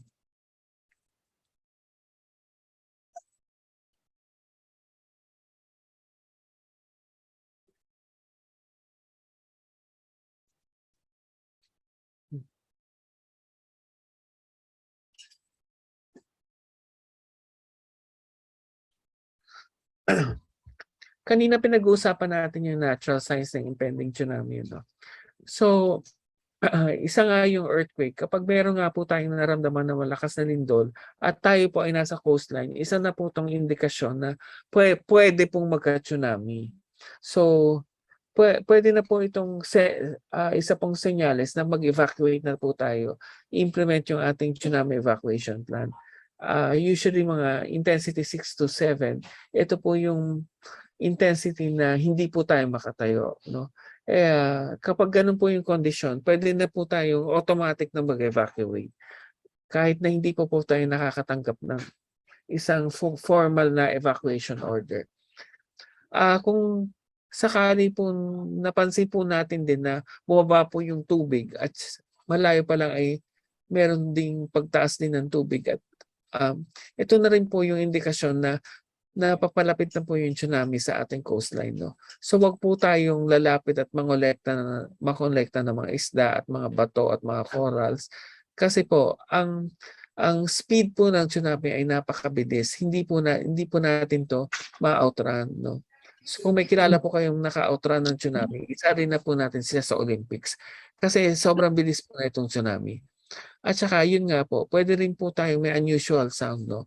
Nung 1976 na tsunami ay naganap nga to ng ilang minuto lang ng pagkatapos ng 12 midnight kung saan po ay nagkaroon ng blackout doon sa lugar. Hindi po nila nakikita yung pagbaba ng tubig pero meron po silang narinig na unusual sound na alam nila na ang sabi nga nila para nga daw itong tunog ng isang paparating na trend, no? Isa po itong indikasyon na malapit na po yung tsunami. Kaya po ito nagkakaroon ng ganitong klaseng sound kasi hindi naman po ito yung usual na tubig na paparating. Ito po ay debris laden na tsunami. Ibig sabihin, may dala-dala po itong mga bagay, no? Pwede itong may dalang mga bato, mga buhangin, at saka kung ano man yung nasa karagatan ay pwede rin po itong madala. At ito po yung naglilikha ng ating tunog, na kakaibang tunog na narinig po ng tao. So, importante pong maintindihan natin itong natural science kasi kadalasan nga po ay pwede pong hindi umabot sa tao yung formal na warning or message tungkol sa paparating na tsunami. Meron din pong mga pag-aaral na sinasabi po yung tsunami magnitude at saka yung intensity. Yung tsunami magnitude po ay medyo malapit-lapit rin din po doon sa definition ng magnitude ng earthquake. So, pwede rin po sanang gamitin ito. Pero kung titingnan po naman natin yung intensity ng tsunami, medyo iba-iba rin at hindi po maayos pa yung relationship ng magnitude versus yung intensity, no. Yung pinakaluma pong tsunami intensity scale ay yung ginawa po ni Seaberg, na ito po ay mga 6-point scale na kadalasan pa rin ginagamit. Medyo hindi pa po implemented yung 12-point scale masyado ng Nida Imamura noong 2001. Ito po yung descriptions po ng Seaberg intensity scale na related po sa tsunami, na hindi pa rin po masyadong na-implement across all of the countries all over the world. No? And usually, nalalaman lang po ito kapag nandyan na po yung tsunami at nakikita na po yung epekto na ito. So, intindihin po natin yung goal po natin talaga ay mapaabot po natin yung kaalaman patungkol sa tsunami sa marami pong mga vulnerable na communities na pwede pong abutin ng tsunami para hindi po tayo nalilito kapag nagbibigay po tayo ng mga abiso, no? With that knowledge, kailangan pong malaman din po na ito ng marami para alam po natin kapag sila po ay pumapasok sa mga coastal areas, alam po nila na ito po ay prone to a tsunami. Kung maaari rin po na yung ating mga lugar ay meron po tayong mga detection at observation at saka monitoring and forecast systems na nakalagay dito. Ito po ay ginagawa na po ng PHIVOLCS at dahan-dahan pong ini-improve ito. Balak ko rin po namin maglagay po nitong mga underwater sensors dito sa northern side of the Philippines, kasama po yung bansang Taiwan, para lang po ma-improve yung monitoring natin ng earthquakes along the Manila Trench at mabigyan po ng mas maagang abiso yung mga lugar na pwede pong abutin ng tsunami na nalikha ng Manila Trench. At kailangan po na nabanggit na po ni Miss Joanne na well prepared po yung mga communities natin at alam nila kung ano po yung gagawin at dadalhin kapag sila po ay nautosang mag-evacuate. At bukod pa dito, yung warning, dissemination at saka communication ay napapaabot po hanggang sa dulo ng mga lugar na alam natin na occupied ng tao, na kadalasan ang local government lang po yung nakakaalam na kondisyon. So importante po natin pakatandaan na yung tsunami can propagate efficiently and far from the tsunami source. Kasi ito po ay gravity wave. Efficient po, meaning yung wave height na mataas, pwede pa rin po itong mataas kahit malayo na po yung inabot na pagdaloy ng tsunami. So kung 10 meters po sa Chile, pwede pong mga 9 meters na lang dito sa Pilipinas. Ganun lang po yung nawawala, kahit alam po nating malayo yung bansang Chile. Bukod pa dito, pakatandaan po natin na hindi natin kayang i-outrun yung tsunami. No? Mabilis po yung tsunami kahit ito po ay bumabagal kapag umaabot sa coastline. Mabilis pa rin ito, mga 40 kilometers per hour ang takbo na ito.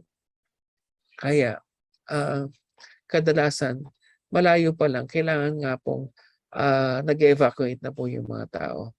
Kailangan din po nating alamin yung tsunami threat along the different coastlines of the Philippines para alam natin kapag tayo pa pupunta dito at magpaplano ng isang activity ay ma-familiarize tayo dun sa mga evacuation plans na sineset up ng local tsunami, local DREAM-Os and the local government.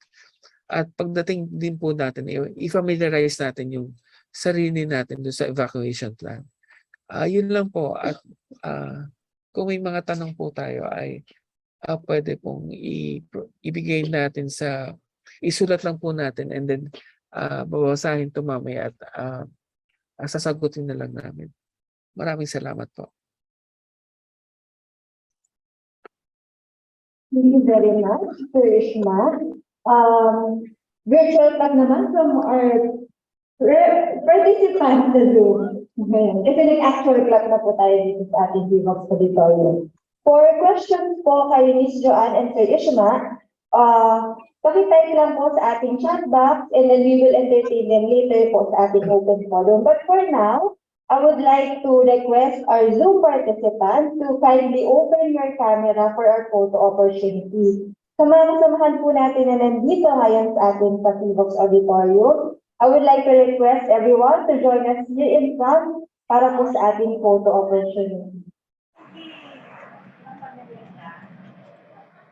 So, dun po sa mga, I repeat lang po, dun po sa mga may questions, yan po ay i-address natin later sa ating pong open forum. So, just type your questions para po sa ating chat box at i-address po natin yung mamaya. So, we ask our guests and participants via Zoom to open your camera for our picture taking. And dun po sa harapan yung ating pong mga bisita. Bisita at samahan.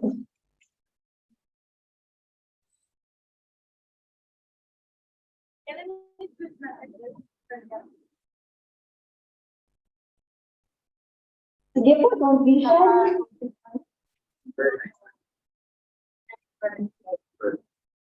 Maybe we can flash sa ating screen ang ating Zoom. Ay, doon po tayo sa gitna. Yes, let's not be shy. Sige po, and then I believe someone from Zoom will also take photos. So, pa-countdown na lang po sa Zoom. Sige po, join us here sa... Kasya po ba? Or maybe we can have photos. Okay po, so ngiti lang po tayo sa mga nasa Zoom. Hindi po natin alam kung ilang slide po tayo kabilang. So just keep that smile on. 1, 2, 3.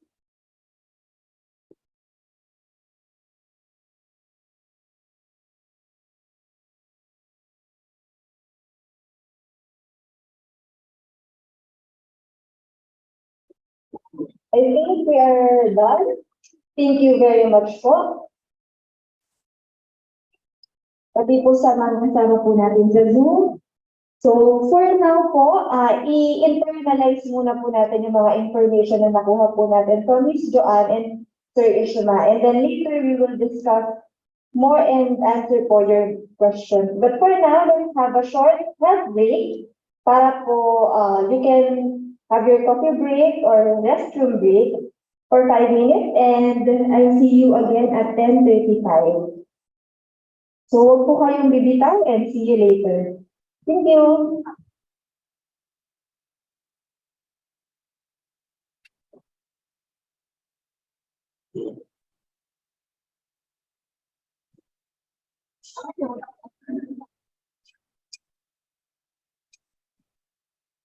For our participants here in PHIVOLCS auditorium, our buffet table is set up at the back. So, hila na lang po tayo doon to enjoy some refreshments that we prepared for you. Sa ating po mga kasama sa Zoom,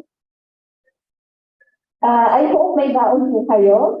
So, for now, hindi po muna namin kayo share ng aming pong pagkain. But I hope once po nagkaroon tayo ng face-to-face activity, we can share a snack together.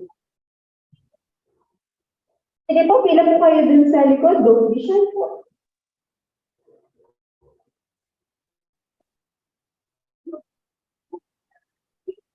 Ang malakas na lindol ay isang natural na panganib na dapat nating paghandaan sa lahat ng panahon, may pandemya man o wala. Kaya ating alamin ang 6 na hakbang na dapat gawin habang may malakas na lindol sa panahon ng COVID-19. Sa panahon na nakaramdam ng pagyanig, tandaan natin na prioridad ang inyong kaligtasan sakaling kailanganin ang evacuation pagkatapos ng lindol.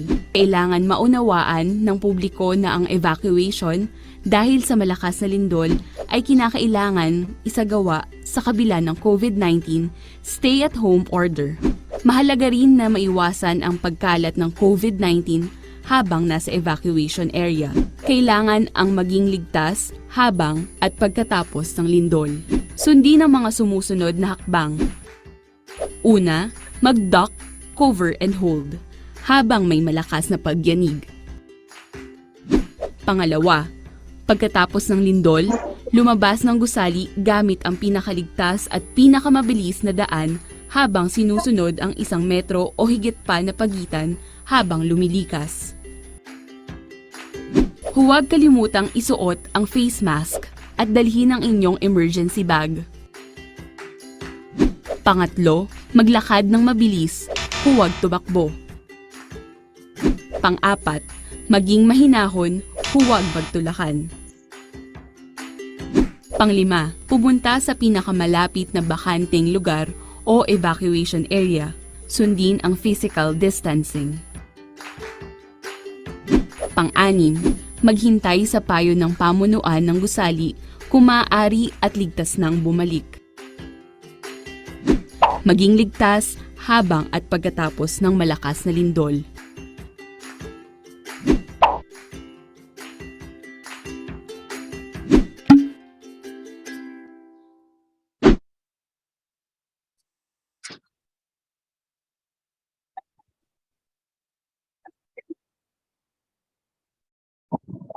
Good morning po. I hope yung ating po mga kasama sa Zoom ay nabusog po sa information. At yan po ay dadagdagan pa po natin in a short while. So I hope nakabalik na po tayo from our break. React naman po sa ating mga kasama sa Zoom if we are not interested in more information. Pwede po bang pa-heart react po dyan ang ating mga kasama? Once again, para po sa ating mga questions, ilagay lang po natin ito sa chat box and we will address these questions later. But for now, dako naman po tayo sa ating next presentation. So sabi nga po kanina ni Sir Ishmael ni Ma'am Joanne, napaka-importante po na paghandaan natin ng tsunami. Dahil para po itong earthquake, hindi po natin alam kung kailan po mangyayari ito. So mahirap naman po paghandaan ay isang bagay pagka-andyan na. So beforehand pa lang po ay dapat meron na po tayong mga awareness activities and preparedness plan na magagamit para po sa ating mga communities. And to share the awareness and preparedness plans of Parañaque, may I call on the Chief of the Research and Planning Division of Parañaque DRRMO, Ms. Zarina Trisha Lamberte. Ma'am, virtual clap naman po.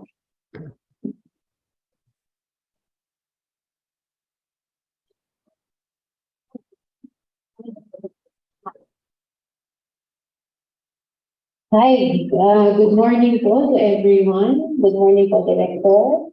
Mamayling, hello po. And good morning po sa ating mga kasama po sa ating Zoom platform. So, today, I'll be sharing with you yung ating pong mga initiatives sa ating city, sa Parañaque City, on DRR and particularly on tsunami.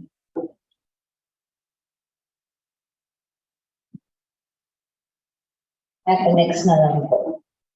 Ayan po.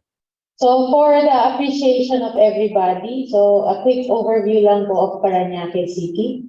So Parañaque City is classified as a highly urbanized city. Ang land area po niya ay umaabot po ng 46.57 square kilometers.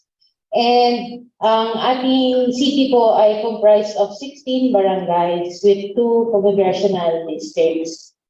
And then, ang ating city po has 5 coastal barangays. So that comprises of Baclaran, Barangay Baclaran, Barangay Tambo, Barangay San Dionisio, and Barangay Tambo, Barangay Baclaran, San Dionisio, Tambo, and Donggalo.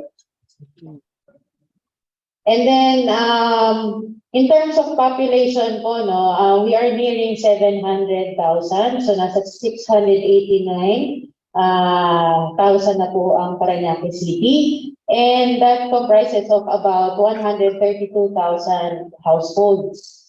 And then, ang population density po ng Parañaque City ay nasa 14,816 per square kilometer. And ang population po ng Parañaque is a little, mas medyo maliit po siya, no, kesa sa ibang cities ng NCR. We only comprise 5.12% of the NCR's population. So next. So para po magkaroon din po tayo ng appreciation kung ano po ang kinakaharap ng Parañaque in terms of tsunami, based po dun sa ating GMMA Ready project and yung hazard assessment po ng ating warning agencies. Ang maximum tsunami height na pwede pong ma-experience ng Parañaque is around 5 to 6 meters. And it has the potential to inundate the landmass, no, of about 2 kilometers inland. And then, dahil nga po, ang affected po dito ay 6 barangays, about 139,000 population po ang pwedeng maapektuhan po ng ating tsunami. And dahil po ang areas po na yun ay very dense, no? Marami pong business establishments and residents na nandoon. Nandun din po ang entertainment city ng Parañaque City. So that will comprise about 299,000 structures na pwede po maapektuhan po ng ating tsunami. So next. So, we were lucky enough way back when na napili po ang Parañaque City as a pilot city for the installation of the tsunami early warning siren here in NCR. So, nabiyayaan po ang Parañaque, nabigyan po ng 4 tsunami early warning sirens, and this was installed doon po sa ating na-prioritize na barangays, particularly po Tambo, La Huerta, Donggalo, and San Dionisio. Next. So to reinforce po yung naging pilot po sa atin sa city, no, one of the main activities po na ginawa ng city right after, and continuing pa rin po kami na ini-improve, was to install a tsunami early warning signage. Ang contents po niyan is of course giving the information that this is a tsunami prone area, and it also reflects po, no, yung emergency numbers po na pwede po natin makontak in case if there should be any emergency. So so far lahat po ng tsunami prone areas in Parañaque City nalagyan na po namin ng tsunami early warning signages. Sige po, next. Then, very vital po, no, sa DRRM was to include tsunami risk pagdating po sa DRRM planning.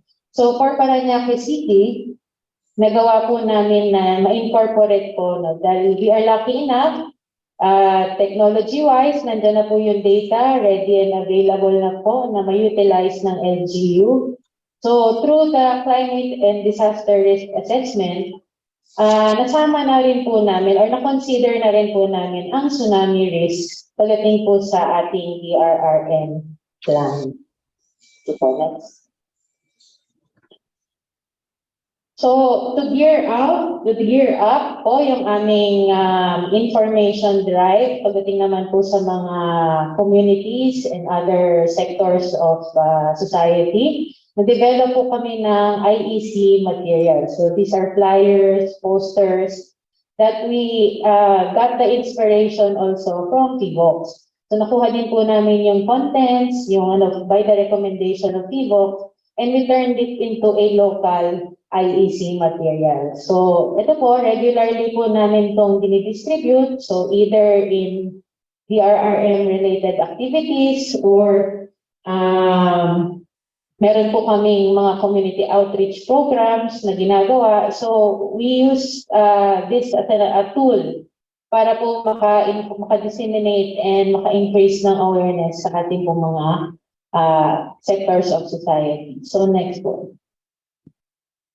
So one way na yung sinasabi ko, avenue to disseminate information, we conduct the offline paalala. Ang origination po nito, ang origin po nito actually is from the BFP. The BFP conducts offline paalala. Ang purpose po nila is to inform and increase awareness on fire prevention.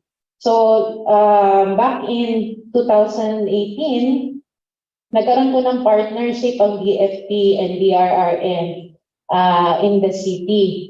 So, together po namin ang ginagawa. Sila po sa fire, then kami, ang DRRMO naman po ang sa mga natural hazards. So, we do this. It's an activity pre-pandemic. Nung pre-pandemic po, iniikot po namin yung community in one area, and then we do a short seminar orientation.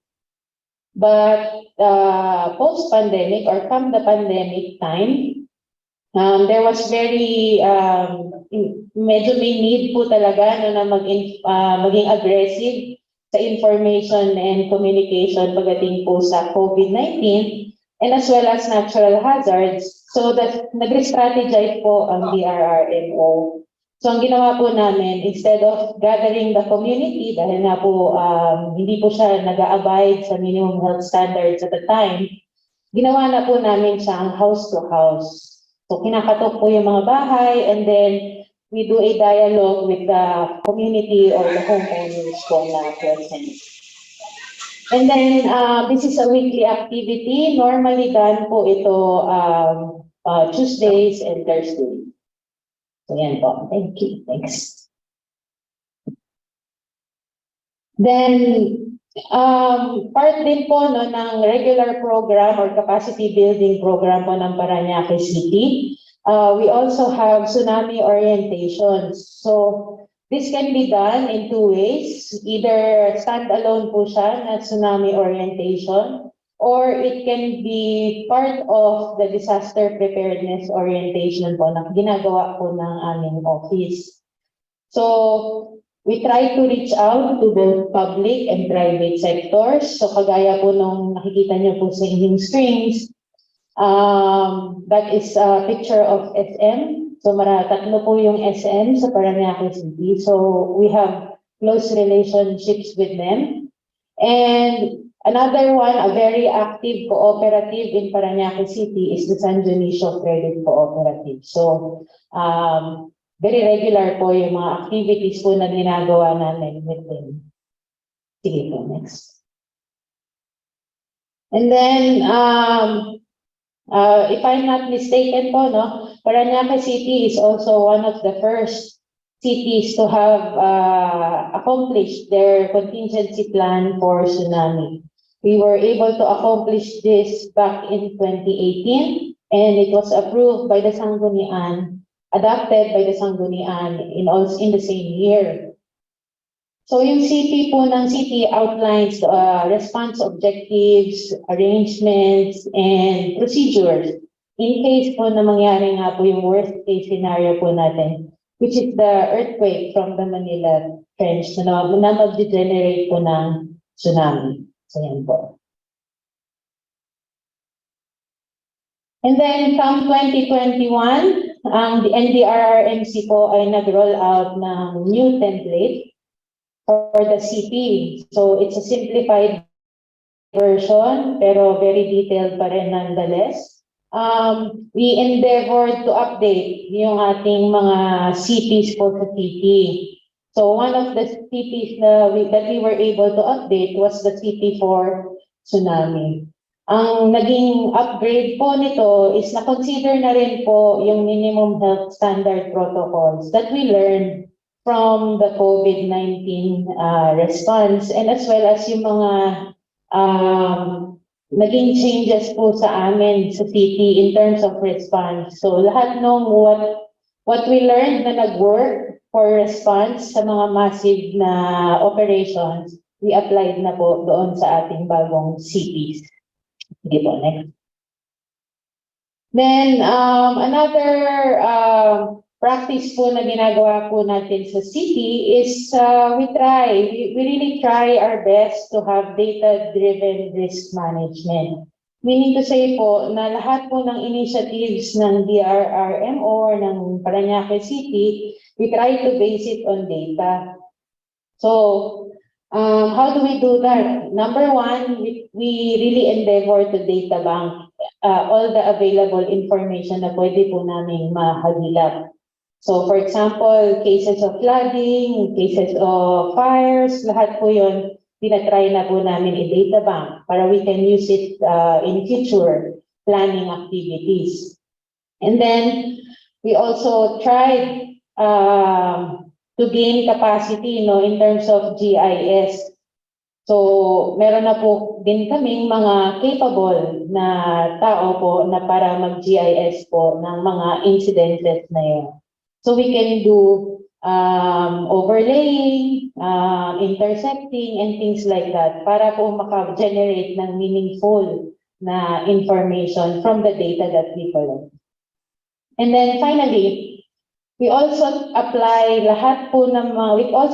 to apply lahat ng available tools and technologies na are available na dinevelop po ng national government natin. So one of which is the GeoRisk-PH. Gito. So for the 2018 World Tsunami Awareness Day, napili po ang Parañaque City to host the activity. So ang nangyari po for 2018, we had an exhibit, ginawa po ito ng PHIVOLCS na Parañaque po ang venue. Exhibit and tsunami orientation for students. So lahat po nung 17 LGUs ng Parañaque City pumunta po, lahat ng 17 LGUs ng NCR pumunta po sa Parañaque City through their representative students para po makapag-participate doon sa ating activity. Next po. So very recently lang po, we also hosted a WTAD activity no October 28. The activity involved the conduct of the tsunami hazard and community preparedness orientation. Ang activity po na ito ay nag-participate po ang 6 coastal barangay as well as yung representatives po ng community and the fisher folks. Kasi po ang NCED, sabi nga ni Ms. Charm kanina, hitting 2 birds with 1 stone. For the coming NCED of the 4th quarter, Parañaque City will be the ceremonial venue. So para po consistent and hitting 2 birds with 1 stone, ang target po ng NCED are the vulnerable groups and the fisher folks. So sinama na po namin, So early in the day, we did the orientation, and then the afternoon, we had the NCED orientation. So yan po.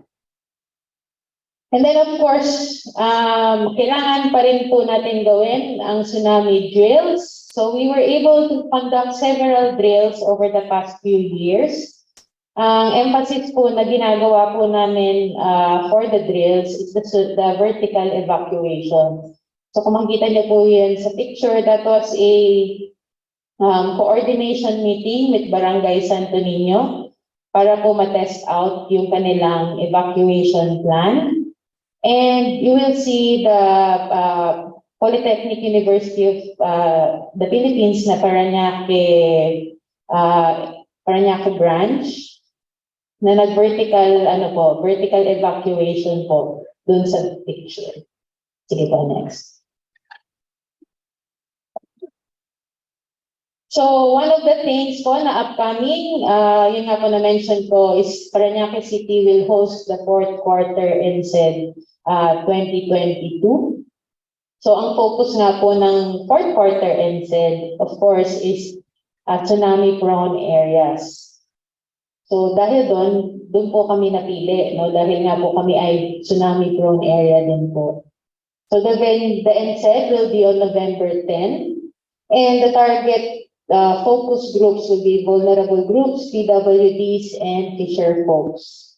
And ang gagawin po natin doon sa NCED, we will have a tsunami evacuation simulation exercise. So, makikita po ninyo kung mag-tune in po tayo or mag-participate po tayo sa NCED, you will see how we try to execute the evacuation procedures and plan po ng Barangay La Huerta. Okay, sige po, next po. Ayan na po. Doon na po nagtatapos ang aking presentation. I hope you were able to gain some insights po, no, na pwede po nating ma-apply in daily life siguro po, no, or in your respective areas of work or areas of responsibilities. Sana po may natutunan din po kayo from Parañaque City, and sana po in the future meron din po kami matutunan din po sa inyo. So thank you po very much in behalf of Parañaque City. And we also thank you, Ma'am Sally, for sharing this information with us. So, napakaganda po na makita na yung partnership ng ating government agencies and local government. So, I hope ito po preparedness initiative na Parañaque ay maging inspiration din po sa iba pang mga city, especially po dahil naman po na lahat po ng coastal areas dito sa Pilipinas ay tsunami prone. Okay po, so I hope na po yung mga municipalities, provinces, and cities ay i-include po ang paggawa ng contingency plan, hindi lamang para sa bagyo, sa earthquake, pati rin po sa tsunami. Kasi sabi nga po ni Ma'am Joanne kanina, napakaraming magandang beach dito sa Pilipinas, pero we have to make sure na we are all safe pag tayo po ay namamasyal at nagpupunta sa mga lugar na ito. But it's more fun in the Philippines, especially if we are safe. And with that, yung nabanggit din po ni Ms. Sally na partnership ng DOST-PHIVOLCS with Parañaque LGU, ito po ay ating papagtitibayin through a ceremonial signing of the Memorandum of Understanding. With that, may I call Dr. Teresito Bacolcol and Ma'am Maria Maylene Villegas as representative of PHIVOLCS, and of course, Ma'am Salina Trisha Lamberte to represent Parañaque City.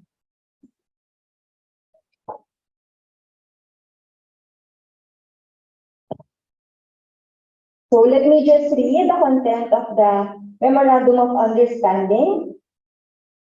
This Memorandum of Understanding made and entered into this day by Philippine Institute of Volcanology and Technology, a service institute of the Department of Science and Technology, organized and existing under the laws of the Republic of the Philippines, with office at PHIVOLCS Building, City Garcia Avenue, Diliman, Quezon City, represented by its officer in charge, Dr. Teresito Bacolcol, referred to as DOST-PHIVOLCS, and City of Parañaque, organized and existing under the laws of the Republic of the Philippines, with address at Parañaque City Hall, represented by its mayor, in Ms. Salina, referred to as Parañaque City. Now, therefore, for in consideration of the foregoing premises and the terms and conditions herein set forth, the parties hereby to agree as follows. A seminar on tsunami hazards, community preparedness and early warning system was conducted in observance of World Tsunami Awareness Day last October 28. The Tsunami Information campaign is the dissemination of tsunami information material through the social media, public display, such as LED board and tarpaulin, and SMS broadcasting for public awareness. The PHIVOLCS InfoPress, a seminar organized by DOST-PHIVOLCS for its media partners and other information officers, signed on the date November 4, 2022, here at Department of Science and Technology, Philippine Institute of Volcanology and Technology by Dr. Teresito Bacorpol and Chief Paranaque, with witness Dr. Maria Maylene Villegas, Chief Science Research Specialist, DOST-PHIVOLCS. So 3 copies each po ating isi-sign for this Memorandum of Understanding. So pahingi naman po ng virtual applause and actual applause from our audience. So we are also encouraging our audience through Zoom and other LGUs and offices. We are open for more partnerships with you. Hindi lang po maybe this year, but all throughout po para po sa ating awareness and preparedness, not only for tsunami, but also earthquake and even volcanic eruption. Okay po, so pwede po ba natin i-ask for a photo opportunity ang ating pong napirmahan na Memorandum of Understanding.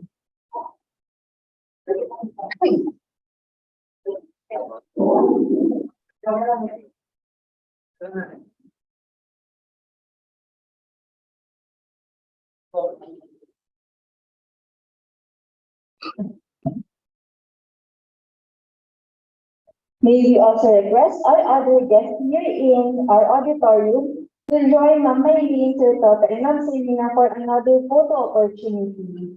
Everyone po, please join us here in front. And of course, dun po sa ating mga kasama sa Zoom, kindly open your cameras. Sige po, dito po tayo sa harap. Kindly join us. So may I request our Zoom secretariat to please capture this moment together with our Zoom participants. So yung mga nandito po, please join us here in front.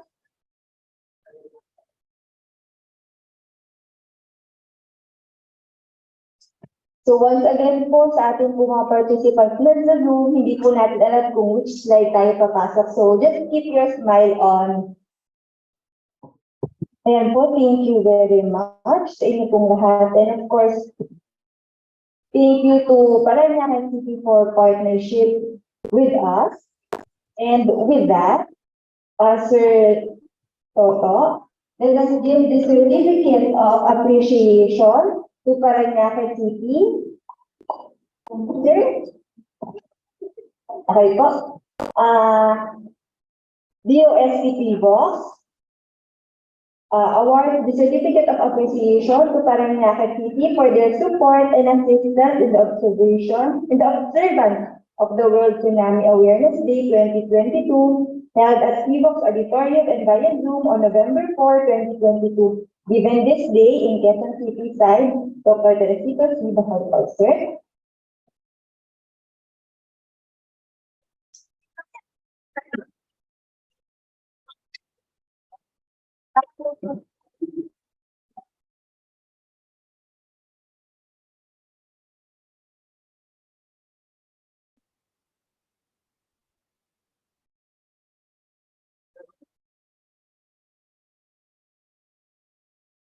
Thank you very much, ma'am. And so we also encourage our other participants to form partnership with us for dito sa DOST-PHIVOLCS in our future activities.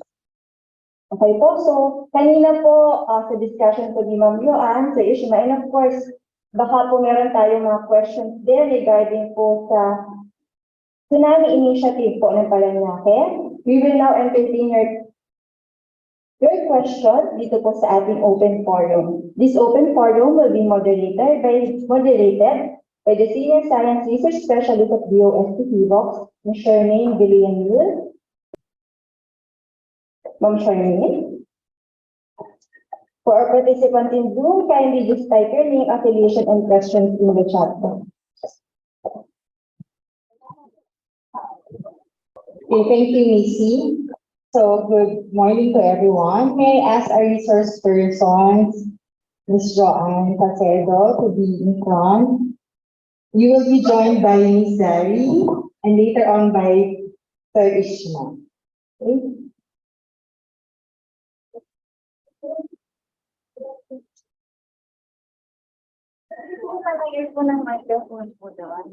So we have already compiled questions from the Zoom, and our on-site participants are also encouraged to ask their question. Maybe we can start here. We can start the open forum with questions from our on-site participants. You have microphones on the table.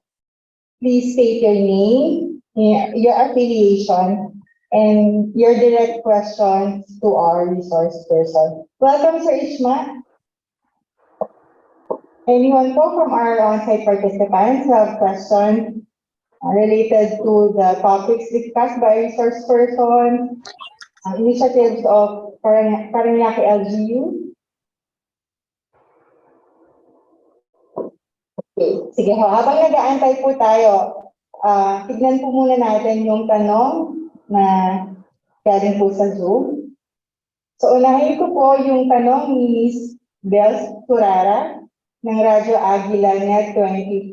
Ang tanong po ni Ms. Bel ay, ano po ang significance na maipagdiwang ang World Tsunami Awareness Day sa panahong ito na nararanasan pa rin natin ang pandemya? So maybe Ms. Joanne would like to answer this. Yes, so thank you, Ma'am Annabelle, no? And again, good morning po sa lahat. So, una po, linawin natin that what we are doing right now is the observance, no? We are not celebrating.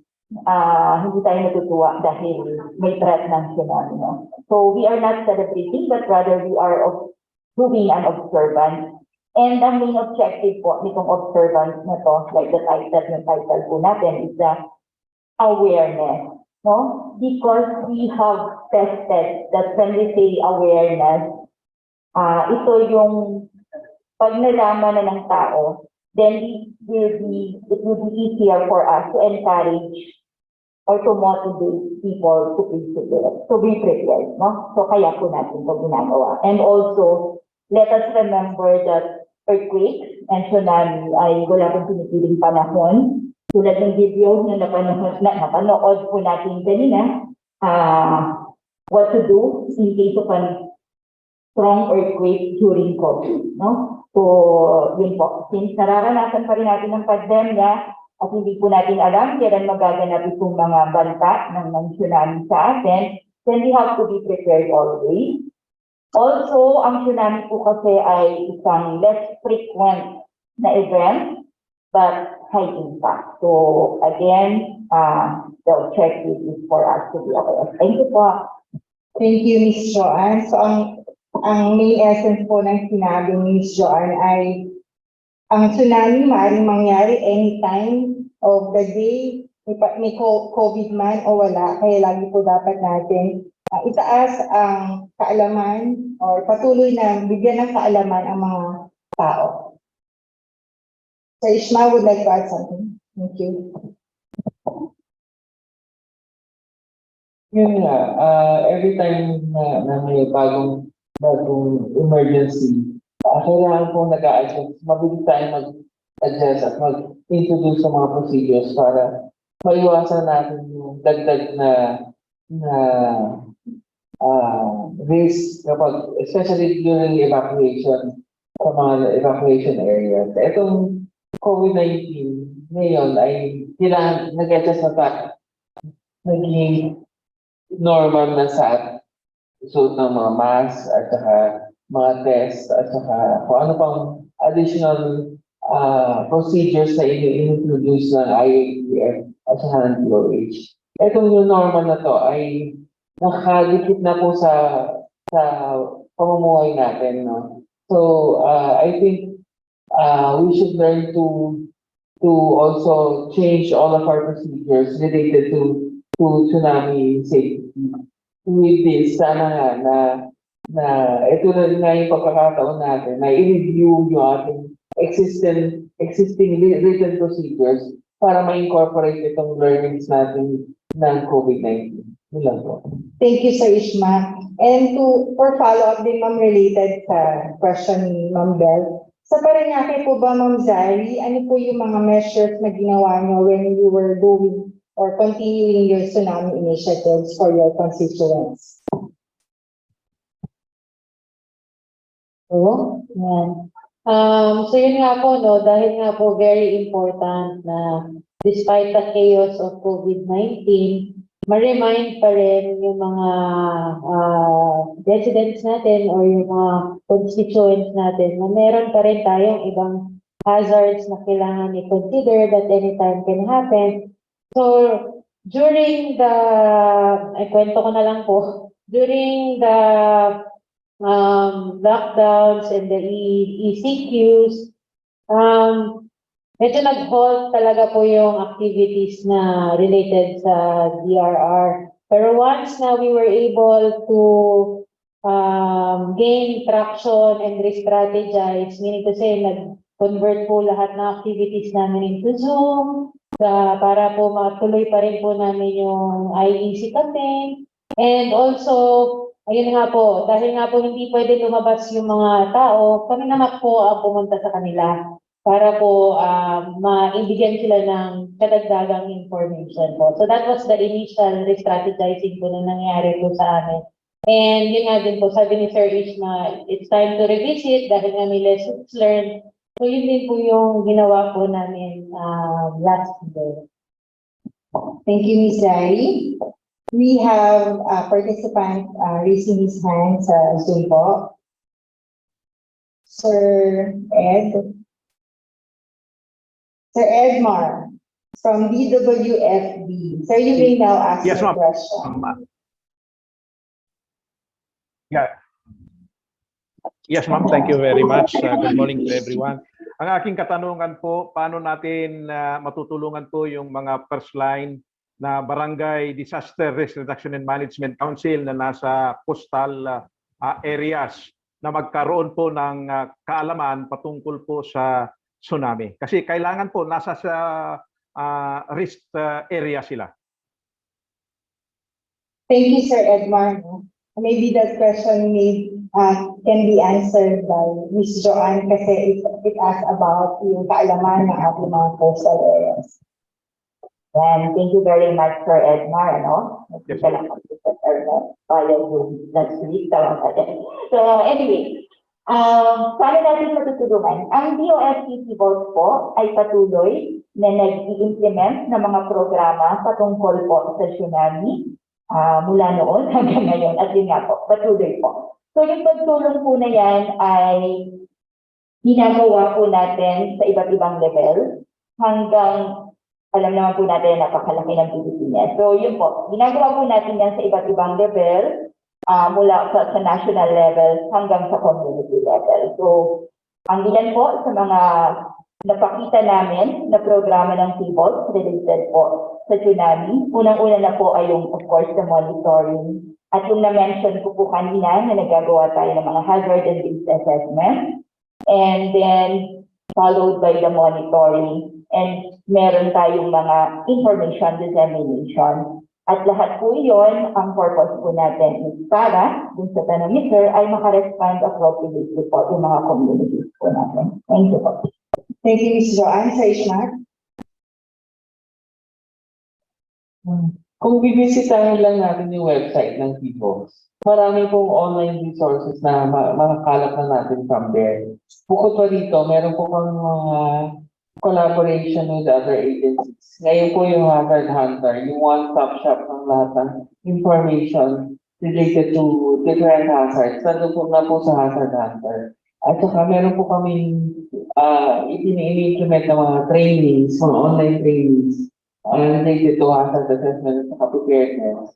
At saka yung how to prepare in case na may tsunami. Ito po yung REDAS. Dito po namin ipinapaabot yung pagtulong ng ahensya namin sa different TRIMOs in terms of preparing and also mitigating possible effects of the tsunami kung magaganap ito sa kanilang lugar. Thank you, Sir Ishmael. So marami pong paraan, no, to get help and for us to reach out to our communities, to the LGUs. If you have, special concerns, then you can directly write to our office, just to our officer in charge, and we will try our best to provide assistance to you.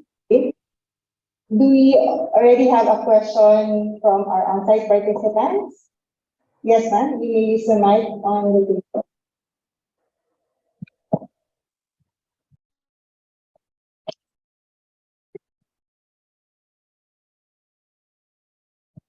Hello, sir. Yung question ko po is for Ms. Zalina Paranahan. Hermie po from OCB. Interested po kasi ako dun sa Oplan Paalala, yung weekly you are conducting house-to-house visitations po. Kamusta po yung response ng community natin regarding that? And usually, gaano katagal nag-take long yung discussions niyo with them? Kasi we know na medyo matrabaho siya kasi house-to-house. And maybe that is something we can also consider in the future since we are also advocating yung that cover and hold awareness ng mga TAP. Thank you, ma'am.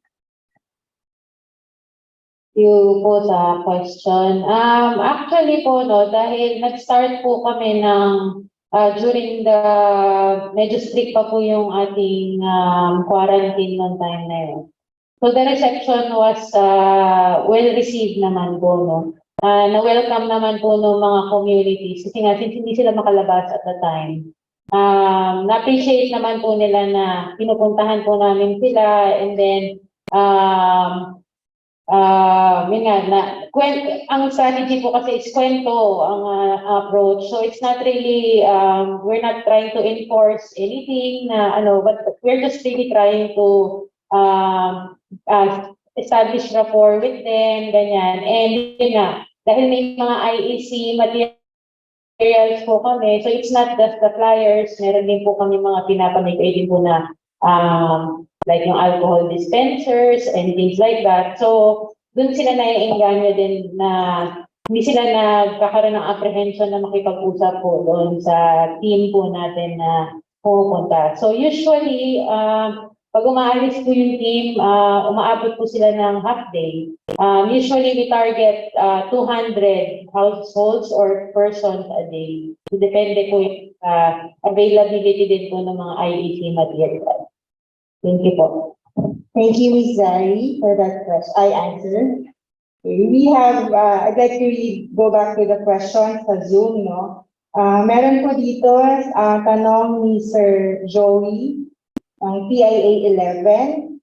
How do the people in Parañaque escape an eventual tsunami knowing that there is no higher ground in the area? Favorite topic po yan. Question sa lahat po ng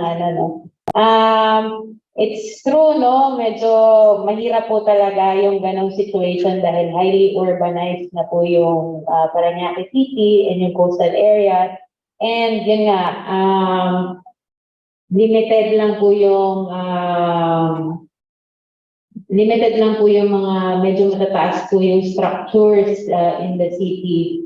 So, one of the things na we did lang po, no, para to help plan for an evacuation is we gathered po yung ating DDRRM committee plus the representatives of the community. And yun nga po, in-introduce po namin sa kanila yung possibility nga ng tsunami incident. And then, what we did is, pinacilitate po namin sa kanila yung pagpaplan po ng evacuation. So, since sila po yung nakakaalam ng kanilang area, they are able to identify certain structures na baka pwedeng kausapin or establish a MOU or MOA na in the event of a tsunami, they can open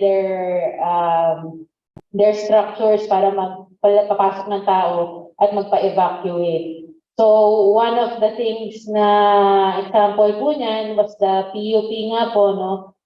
It's a 4-story building and dahil nga po may surrounding community sa paligid po nun, so we also tried din na mag-simulate din po ng mga tao na papasok from the outside to the school. So it's really up to the barangay to facilitate those networks and partnerships para po magkaroon ng mga identified na evacuation structure. Thank you, Zai. Sir Ishma, I would like to add some good practices naman na pwedeng gawin ng LGU. Good. Truthfully, wala pa tayong guidelines for vertical evacuation. Sama-sama tayong i-pressure yung ASEP at saka yung DPWH na maglabas ng guidelines ng vertical evacuation para ma-identify na kung anong typical building makaka-survive during an earthquake and a tsunami event para ma-identify na ito at makausap na ng maayos ng iba't ibang dream offices para ito rin ay magamit ng mga residents nila for during the time ng evacuation. Ma-apportion na nila kung sino-sino yung dapat mag-access ng mga buildings na ito. Wala namang kaso kasi meron ng mga guidelines sa ibang country. Baka pwede munang gamitin yon or i-adapt ng ASAP ng DPWH. And then later on, kung may nakita silang mali, adjust na lang. Sana ganun sana. At least we have something to start with. Ito yung, ang minimension ni Sir Ishma is the FEMA guideline, Federal Emergency Management Agency. Nagbibigay, meron pong guideline yon on how to construct structures that may be used for vertical evacuation. Yeah. Thank you, Sir Ishma and Zari. Okay, we have another question from DILG Aklan. Aside from community IECs on tsunami, is there any effort from the concerned agencies to make disaster preparedness disaster preparedness part or integrated in the school curricula of DepEd, especially in coastal barangays, and if any, how has the integration been to date? Ms. John is the best person to answer this one. And thank you po, before tayo pumunta dun sa last part ni Ma'am or Mr. about the school curricula, let me mention that it's an opportunity that PHIVOLCS also conducted Tsunami Summit. We started that sometime in 2019, 2018, and continuous po yun, And again, sabi ko nga po kanina, it's from the different levels. So sabi ni Sir, kung hindi community, ano pa, no? So ito ay more on, kinuha muna natin mula sa taas, ano na yung mga initiatives sa buong bansa. So buong bansa na yung pinag-usapan natin, ano na yung mga current initiatives, then we identify ano yung mga list of initiatives na kailangan pa natin gawin. And then pag nakita na natin yung dalawang yun, then we identify the top. And doon ngayon natin sisimulan ano pa yung mga at kailangan ituloy. So going ngayon, dun sa suggestion ni Sir about, or example, or ni Ma'am or ni Sir, regarding sa schools, meron ding programa, proyekto at activities ang PHIVOLCS patungkol, ang shortcut po namin is teach, DRR, So sabi nga ni Sir school, Sir or Ma'am school, so and then sa curricula. So we had the initiative of reviewing the current DepEd curriculum on K-12 and tinignan natin saan ba papasok. Not specifically lang din for tsunami, of course, volcano, earthquake, and tsunami as PHIVOLCS is mandated on that. Tinignan natin saan papasok yung mga kailangan natin ituro dun sa K-12 curriculum. And with that, gumawa tayo ng mga guidebooks, manuals na pwedeng magamit ng ating mga guro at hindi lang ng mga guro kundi pati ng mga school administrators and then ng ating mga DRR focals ng mga schools natin. So nakita namin na iba-iba yung pangangailangan per level base sa current curriculum. So nagawa tayo ng iba-ibang programa para sa senior high school, so specific for them, and then gumawa tayo para sa junior high school, and then sa elementary level at sa DRR focal. Ngayon, nakita natin na may mga pwede pa isama sa curriculum na hindi pa naisasama na tingin natin ay makakatulong. So with that, naggawa na rin kami ng proyekto or programa or training para sa mga administrators o yung tinatawag natin education program specialists or supervisors for science. Sila yung may influensya para ma-improve or ma-update yung ating curriculum. So, yun yung isa sa mga initiative natin for the school. Aside from that, training, so lahat yung nabanggit ko, bukod sa kaakibat ng mga guide book, ay may kaakibat na trainings, and we are proud to say that this is already PRC accredited, no? Bukod doon, yung pagsasagawa ng mga naturuan natin ng tinatawag na action plan. So the action plan, ito na yung magta-translate ngayon ng iba pang activities pertaining to tsunami preparedness like yung tinatawag natin. Thank you. Thank you, Ms. Joanne. Sir Ishmael? In terms of education, marami pang dapat gawin talaga. Kailangan i-localize natin yung lahat ng resources natin. Currently, English at saka Philippine, Tagalog yung major products na sinisiwalat. Kung kaya pong gawin ito in the local language ng lugar, pwede rin pong i-attempt ng mga schools yun. Bukod pa rin ito, yun nga, pinensyon na na may teacher training tayo na ginagawa sa mga iba't ibang lugar na naghanap ng kaalaman tungkol sa tsunami, yung iba't ibang issues na related to earthquakes or yung hinahandle ng PHIVOLCS at saka vulkan, kasama na doon yung tsunami. At saka yung pag-incorporate ng local learnings nila dun sa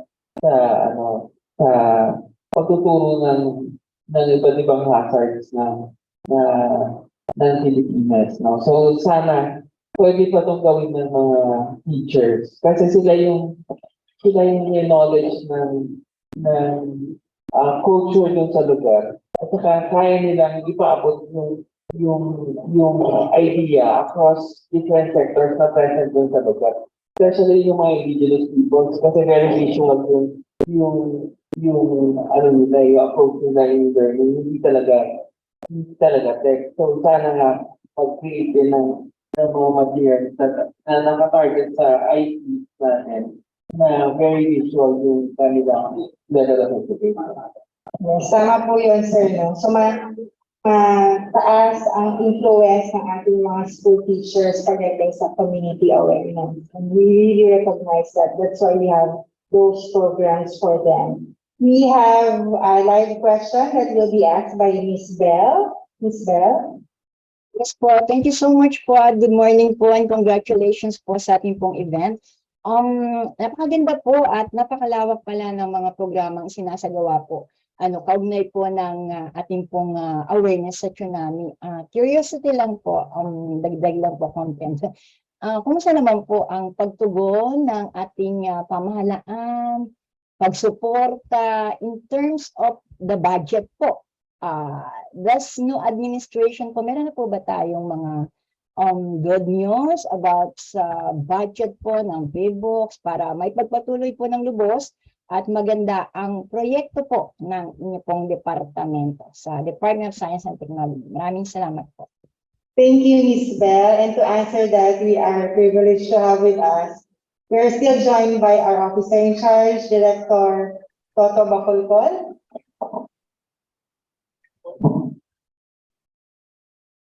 The government naman is very supportive of the initiatives of PHIVOLCS. So wala pa kaming problema. And again, very supportive sila yung mga, for example, support for the GeoRisk platform, binibigyan ng budget. And again, mga LGUs then are very supportive of our programs. So we collaborate with them. And of course, there's still many things that need to be done. But pero with the support that we are getting from the government, I'm sure we will make our communities more resilient to tsunami. Okay, thank you, Sir Tata. Okay na po ba, Ms. Bella? May isang question lang ako na hindi mo nabasa kanina. Sige, ma'am, gusto mong tanongin mo po. Yung sa early warning device, kailan ba nag-i-issue ang ating pong departamento ng tsunami warning? Like for example po, kapag po darating ang bagyo or merong na monitor ang pag-asa ng LPA, agad silang nagsasagawa po ng press con. How about po sa tsunami po? Thank you po. And may mga question po ako nabasa sa chat box na from mga provinces na nagtatanong din sila tungkol sa early warning device po. Maraming salamat po. Thank you, Ms. Bell. No? Yung tanong kanina, Ms. Bell, I was about to read. Kailan nagbibigay ng early warning ng tsunami po sa mga komunidad?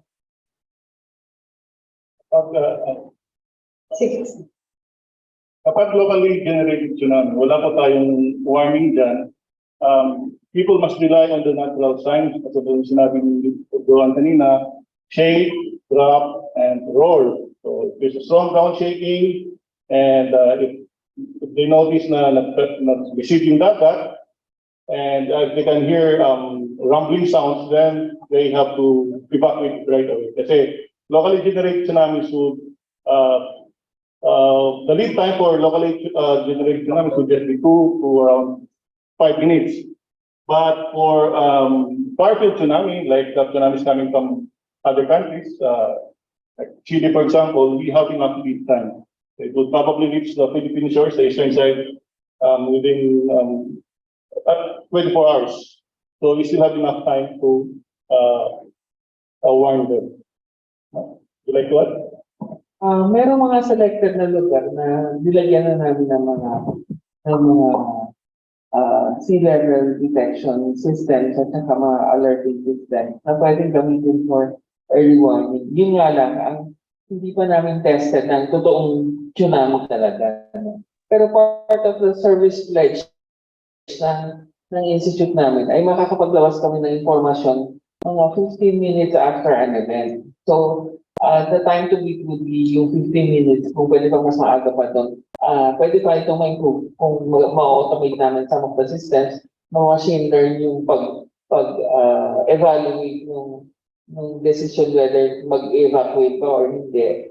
At saka other procedures to make it faster, especially yung infrastructure na nilalagay ng DICT in terms of internet connectivity at saka yung may broadcast system ngayon na emergency broadcast system na lalabas sa television yung possible warning and advisory coming from the different warning agencies at saka yung availability ng other channels, satellite communication that might be available to the public, provided by other groups na nagbibigay ng medyo cost-effective na service na ganito.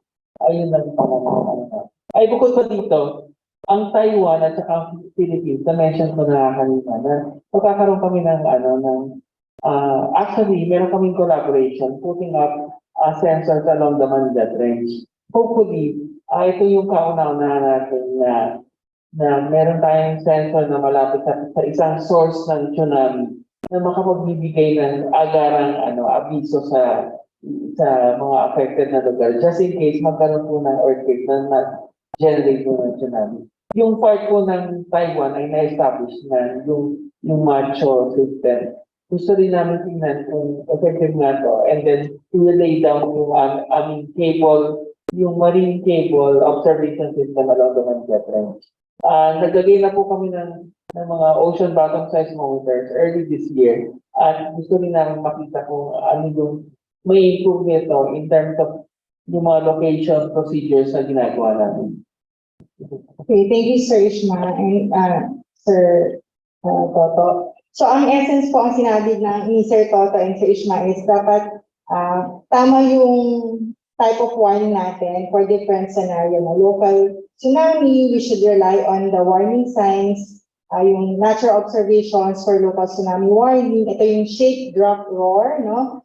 And for distant tsunamis, we can transmit the warning from the national level through systems in place in, for example, in the Pacific Ocean. We can receive warning from the international warning centers para po maibaba from the national down to the grassroots level. That's for distant tsunami. Related po dito yung question, Sir Christian, June Dagasdas, kung meron po bang binigay na early warning system sa mga LGU, no? Na-mention po to kanina, we have selected pilot sites primarily in the major bay areas of the countries. Kaya po siya pilot site because we wanted to, of course, put up the system, establish the tsunami warning system, but also encourage the LGUs to replicate and to also have funding to expand the warning system. So, kumbaga ho, partnership ito ng national and local government. Okay? Ito pong mga susunod na questions ay related po sa tsunami generation, no? So, meron po tayong question dito from Ma'am Melly Tenorio. Pwede po bang mag-generate ng tsunami? Ang tsunami sa lahat ng karagatan sa Pilipinas? Paano kinakalat ang information, tsunami, na nakakalat ng facility sa Quezon City sa mga lugar na possible na maapektuhan ng tsunami? And how fast can it be disseminated? So, unang tanong niya po, lahat po ba ng karagatan sa Pilipinas pwedeng magkaroon ng tsunami? At paano natin na-disseminate information to the areas that may be affected? Siyempre, tinignan namin sa kasaysayan yung mga naganap na tsunami dito sa Pilipinas. And with that, yun yung initial clue namin na mga lugar kung saan pwede magkaroon ng tsunami. Siyempre, tinignan din namin kung yung isang lugar ay kaya mag-generate ng isang lindol na makakapag-displace ng ating karagatan ng significant para mag-dika ng ating tsunami. Sa ngayon ay may mga lugar na talagang identify na natin na tsunami prone at pwedeng dumaloy dun yung tsunami. Pero meron din mga selected na lugar na medyo hindi pa klaro sa atin kung ito ay maapektuhan ng tsunami o hindi. Pero it's best to assume na since lindo din naman itong Pilipinas, if you decide to live here in the Philippines, talagang laging may lindol na mangyayari. So that's why it's important for us to always know kung ano yung risk ng different hazards associated to an earthquake doon sa ating lugar. Bukod pa dito ay kailangan kong alamin natin yung paghahanda na ginagawa ng ating mga DREAMOs para ito ay masunod natin just in case na inutos nga ng DREAMO na mag-evacuate. Alam natin kung saan tayo pupunta. Yun na lang.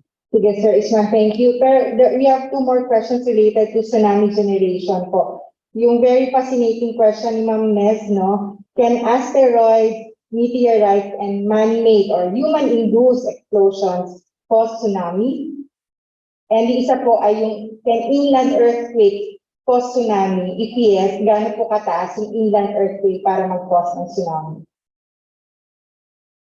Yung unang tanong, malinaw naman na yung asteroid ay asteroid and meteorite na pumasok sa ating mundo at hindi nag-fragment ng pagpasok na ito ng entry sa ating planeta, ay pwede nga po itong mag-landing sa katubigan kasi malawak po yung area ng ating planeta na tuwid po. So malaki po yung possibility na bumagsak ito sa karagatan at ito ay maglikha po ng isang malaking splash na pwedeng dumaloy as malaking wave, no? So I think may mga documented cases ng matagal na pong mga impact scenarios for the world at saka mga numerical modeling ng mga asteroid impact sa iba't ibang lugar at kung ano po yung pwedeng mangyari.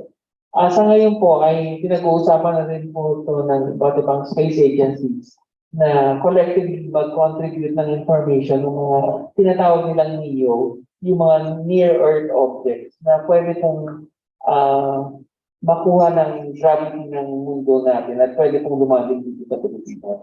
Kaya po, dahan-dahan na pong nag-develop ng technology na kung kaya i-fragment yung malalapit na asteroid sa atin at mga meteors ay gagawin ito. Meron na pong ginawang experiment early this year na tumama po at na-release po yung isang pangkalawakang bato na malapit sa mundo natin.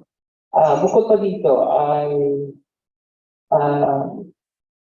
tinitingnan din kung ano yung mga procedures ng iba't ibang countries in terms of warning sa mga ganitong klaseng impact scenarios.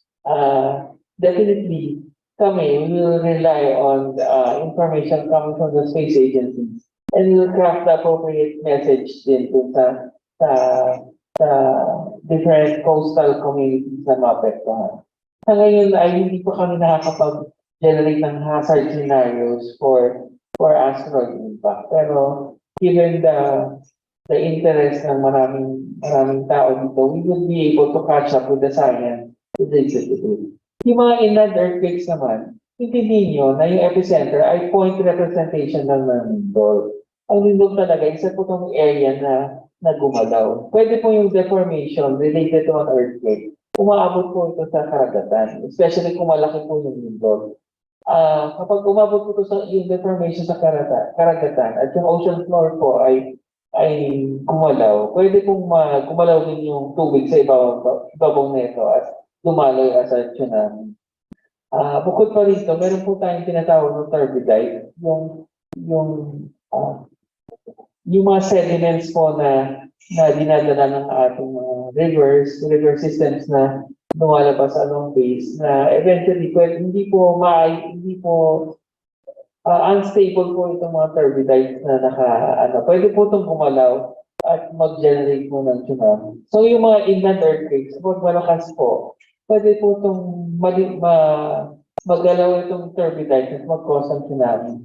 Yan po yung theory na pinapanda ng mga tao, especially ng July 15, 1990 earthquake. Na inland, sobrang inland yung earthquake, pero nagkaroon po ng tsunami event inbound. So, yun po yung possible na explanation. So, hindi lang po yung epicenter ng lindol ang tinitignan, pati yung expected, yung magnitude saka expected intensity na maaaring madala po nito. Thank you, Sir Ishma. Question po natin dito from Sir Michael. To PHIVOLCS, during an earthquake, madami din po ang mga nakasakay sa public mass transport and private vehicles. Maaari din po bang maglabas din ng emergency preparedness in the event of an earthquake while on board a vehicle? Thank you. Sa ngayon, ang procedure natin ay kapag evacuation ay we don't use our private vehicles. Yun yung suggestion namin kasi pwede na i-saturate ng private vehicles yung road systems ginagamit for evacuation. Nangyari na yan sa Hawaii nung in the 80s, nagkaroon ng warning. Talagang sobrang traffic, hindi po nakarating yung mga tao doon sa mga designated evacuation sites. Kaya po, nagbago po yung isiniwalan po ng ITIC, yung International Tsunami Information Center, na hindi po sana gamitin yung ating mga vehicles. Kung if ever po natin gagamitin yung mga vehicles, ito po yung pag-transport ng mga vulnerable sectors natin, yung matatanda, yung may sakit, yung mga buntis, yung mga bata, at saka yung may mga mobility problems talaga. Yun lang po sana yung i-arrange natin with our DMOs kung saan po sila located, may pick-up point para yun po yung para madala po agad sila doon sa mga evacuation sites. Yun po yung suggestion natin. Thank you, Sir Ishma. Actually, sa Chile din, sir, noong 2010, yung mga tao, iniwan nila yung mga sasakyan nila at on foot silang umalis sa affected area. Okay? May question po dito, parang wala ba ang color coding ng PHIVOLCS with pag-asa, rainfall color codes? Maybe Ms. Joanne can quickly answer the question of Ma'am Genevieve Abangan. Ito po yung colorful tsunami information na na-flash natin kanina, no? Ano po kaya ibig sabihin ng color na yon? Meron ba o wala? And thank you po for the question. Actually, hindi po gumagamit ng color coding ang DOST-PHIVOLCS sa pagbibigay ng tsunami information or tsunami advisory or warning. Ang nilalaman po ng ating advisory or warning ay ano yung threat, no? Mababasa na po agad natin ano yung threat sa atin or sa mga specific or possible affected areas at ano po yung recommended action, no? Yun po. Thank you, Ms. Joanne. Yung READY project, nagkaroon ng harmonization ng paglapat ng hazard doon sa ating hazard maps in terms of yung heights ng storm surges at tsunami. Yun pala yung napag-usapan namin. So, pero for other mga related hazards like or risk na medyo pag-uusapan pa ulit namin. Okay, thank you, Mo. So, it's still for improvement also yung mga information ng PHIVOLCS. We have a question from Yasser Tuana Datu. Ano po ang main reason why walang record of earthquake sa Palawan? Similar question was given by Ms. Rachel Ganancial of Palawan News. Palawan still less susceptible to tsunami? With the claims that Palawan remains less prone to tsunami, what precautions should the province still take to prepare? So, ano naman po ito? Situational. Ano po ba yung status nila or pwede nila asahan sa Palawan? For Palawan, Palawan is part of the Eurasian plate. Eurasian plate is stable. And wala tayong active fault sa Palawan. That's the reason why we don't have earthquakes in Palawan.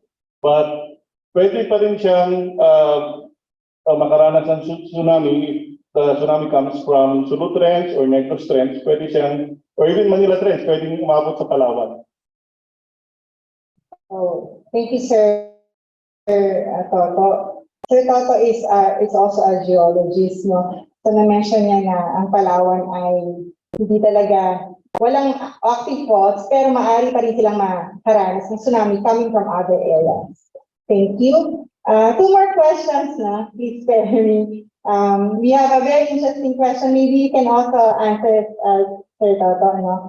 Ano po ang maagang paghahanda o gagawin ng lokal o national na ahensya ng pamahalaan para maiwasan po ang malaking sakuna o trahedya kung malakas ang lindol na magiging sanhi ng paggalaw ng plates sa Ticao Trench? Kasi yung gitna ng dagat ng Masbate at Ticao Island ay andun daw po sa lugar nila. At ikalawa po sa pinakamalalim na kanal sa buong mundo. Baka pag gumalaw daw po ang mga plates, yung kanal ay maapektuhan. Baka magsara o lumaki yung kanal at magkaroon po ng tsunami because of the collapse and dislocation of the seabed. Okay, wala po tayong Ticao Trench. Between Masbate and Ticao Island is the Philippine Fault. Pero wala po yung trench dyan. Yung trench natin nasa eastern side at saka nasa western side. Ngayon, anong question niya? Anong gagawin? Ano po yung risk daw kapag nagkaroon ng malakas na lindol? Sa Ticao Trench? Sa lugar nila, wala pong kanal, no? Pero pag nagkaroon ng malakas na lindol, ano yung risk nila sa lugar nila? Of course, magkakaroon ng ground shaking kapag magkaroon ng lindol along the Philippine Fault. Again, Philippine Fault po yung between Masbate and Ticao Island, yung deep trench. And the best course of action is, of course, preparedness. But prepared is not just the business of PHIVOLCS. everyone's collective duty to prepare. So when we regularly participate in earthquake drills, for example, we develop a culture of preparedness until it becomes part of our lifestyle, so naging habit forming. So again, every time there's an earthquake, if we constantly join earthquake drills, our response will come out naturally. Thank you, Sir Toto. So, ang clarification na lang po namin dito, wala pong trench or canal between Masbate and Ticao Island. It's the Philippine fault po ang nandun. Ang trench po natin ay nasa kanang bahagi ng Pilipinas, which is the Philippine Trench, at sa kaliwa yung Manila Trench, as in Sulu, Negros, and Cotabato Trench. Okay, for our last question po, I would like to request all our 3 resource person to answer this one. Magandang umaga po. Kung kayo po ang tatanungin, nasaan po ang level of awareness sa tsunami ng mga Pinoy from 1 to 10? Okay. And maybe Ma'am Zari can rate it in the context of the LGU, Ms. Joanne, sa mga stakeholders natin. At ano po yung final message natin for our participants this morning? Thank you.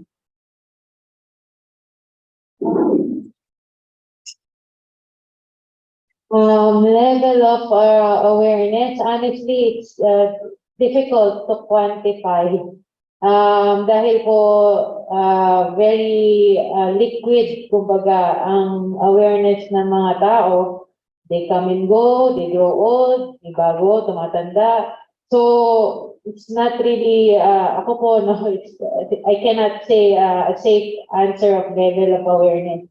Pero the LGU, we really try our best, no, to cascade whatever information our national agencies cascade to the local government.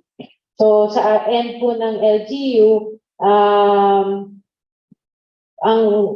specifically for the city level, we try to capacitate and increase the awareness level of the barangay. And the barangay, we hope in turn, capacitates the smaller units ng ating LGU. So, awareness level, I would say, of course, mga schools, mga institutions, like organizations, siguro merong mas higher awareness sila compared to other kasi nga nasasama yon sa curriculum and sa SOP siguro, evacuation procedures and so on. So, it really depends. So, for the final message, ako lang po sa end po ng LGU, i-reiterate ko lang po yung sinabi ni Director na ang tsunami preparedness and earthquake preparedness or any other hazard is a collective, collective or shared responsibility. So, sana po, no, wag po natin iasa sa ating national agencies as well as sa LGUs po natin. Sana po makascade din po natin sa mga kakilala po natin, kapamilya, and all those that we know na dapat meron din po tayong preparedness measures na ina-undertake even at a family level or at a personal level. So yun po yung aking final message. Thank you po. Thank you, Ms. Zari. Ms. Joanne? And thank you, Ms. Sally, no? So actually, it's the same thing, no? Na it would be difficult for us to quantify the level of awareness of ang tanong kasi ni Ma'am ay Pinoy, no? So ang masasagot natin dyan is really on different levels, depending on sabi nga ni Charmaine on behalf of the stakeholders or yung mga naging partners natin, iba-ibang level, no? So iba-ibang stakeholder, iba-ibang level. And of course, for us, to quantify the level of awareness of those different different stakeholders. Kami kasi kailangan namin ng datos bago magbigay ng output. So yung ibibigay namin impression can be based on datos or based on our perception. So of course, mas paniniwalaan natin yung base sa datos at hindi lamang yung perception. But considering nga yung ginagawa po natin ngayon, kung awareness po ang pag-uusapan natin, continuous effort po yung ginagawa ng PHIVOLCS to increase people's awareness. Nakikita natin na may increase, may datos din naman po na tama lang po yung sinabi ko, may datos din po naman ang PHIVOLCS na nakikita kasi nakasama yan sa aming mga performance objectives to increase people's awareness. And makikita po natin na nag-i-increase pero hindi pa natin siya ma-quantify talaga on what level. Pero ang gusto nating ma-increase aside from the awareness is yung motivation to prepare. No? Kasi yun yung goal the preparedness at tool lang yung awareness. So I think yun na rin yung closing ko. No? We use awareness to encourage or motivate people to prepare. Thank you. Thank you, Ms. John. So, hashtag handa ang may alam sa ISMA, and then later on, Dr. Bacolod. Feeling ko, yung level of awareness and preparedness, mas nag-i-improve ito kapag nag-interact tayo with other partners. Through the years, for example, in the 90s, nung pumasok, nung marami pa akong buhok nung 90s, medyo sinusolo pa ng PHIVOLCS noon yung pagbigay ng informasyon or at least yung awareness strategy namin. Later on, when we started partnering with the different national agencies at saka yung academia at saka yung mga business groups, mga faith-based na organizations, pakita namin talagang sila rin, may attack rin sila dun sa ground. So, I think mas mag-improve tayo kung talagang different sectors ng society, yung sama-sama, sinabi nga ni Ma'am, na sama-sama tayong i-tackle yung problem ng different hazards at saka different preparedness issues.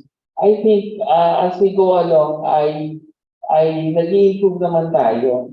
It's just that kailangan din may sense of community tayo na we are also giving our ideas dun on the table para different issues. Kailangan well engaged tayo dun sa issue kasi lahat tayo apektado.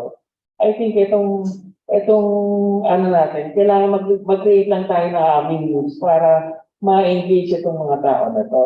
Ngayon nga online yung ating interaction. I think i-explore din natin yung online community. Although nga medyo detached ito dun sa actual physical community na nag-respond during an event. I think kailangan din i-translate ito into the physical community. Yung whatever we learn, ma-translate ito in the physical community para sama-sama tayong nagtutulungan para mag-respond in case of a threat ng tsunami. Yun lang. Okay, thank you, Sir Ishma. That was a very good message for everyone. And lastly, Dr. Bacolod. So we are probably more aware now than before when it comes to hazard, thanks to the quarterly drills of in the RMC, and of course with the advent of social media, people now are more aware than before when it comes to hazards. And again, I'd just like to reiterate what I mentioned earlier, that the best course of action is preparedness. And earthquakes per se, hindi yan nakakamatay. It's the collapse of man-made structures that may claim lives. So again, for earthquakes, dapat alam natin when we construct our buildings, for example, or houses, we have to follow the building code.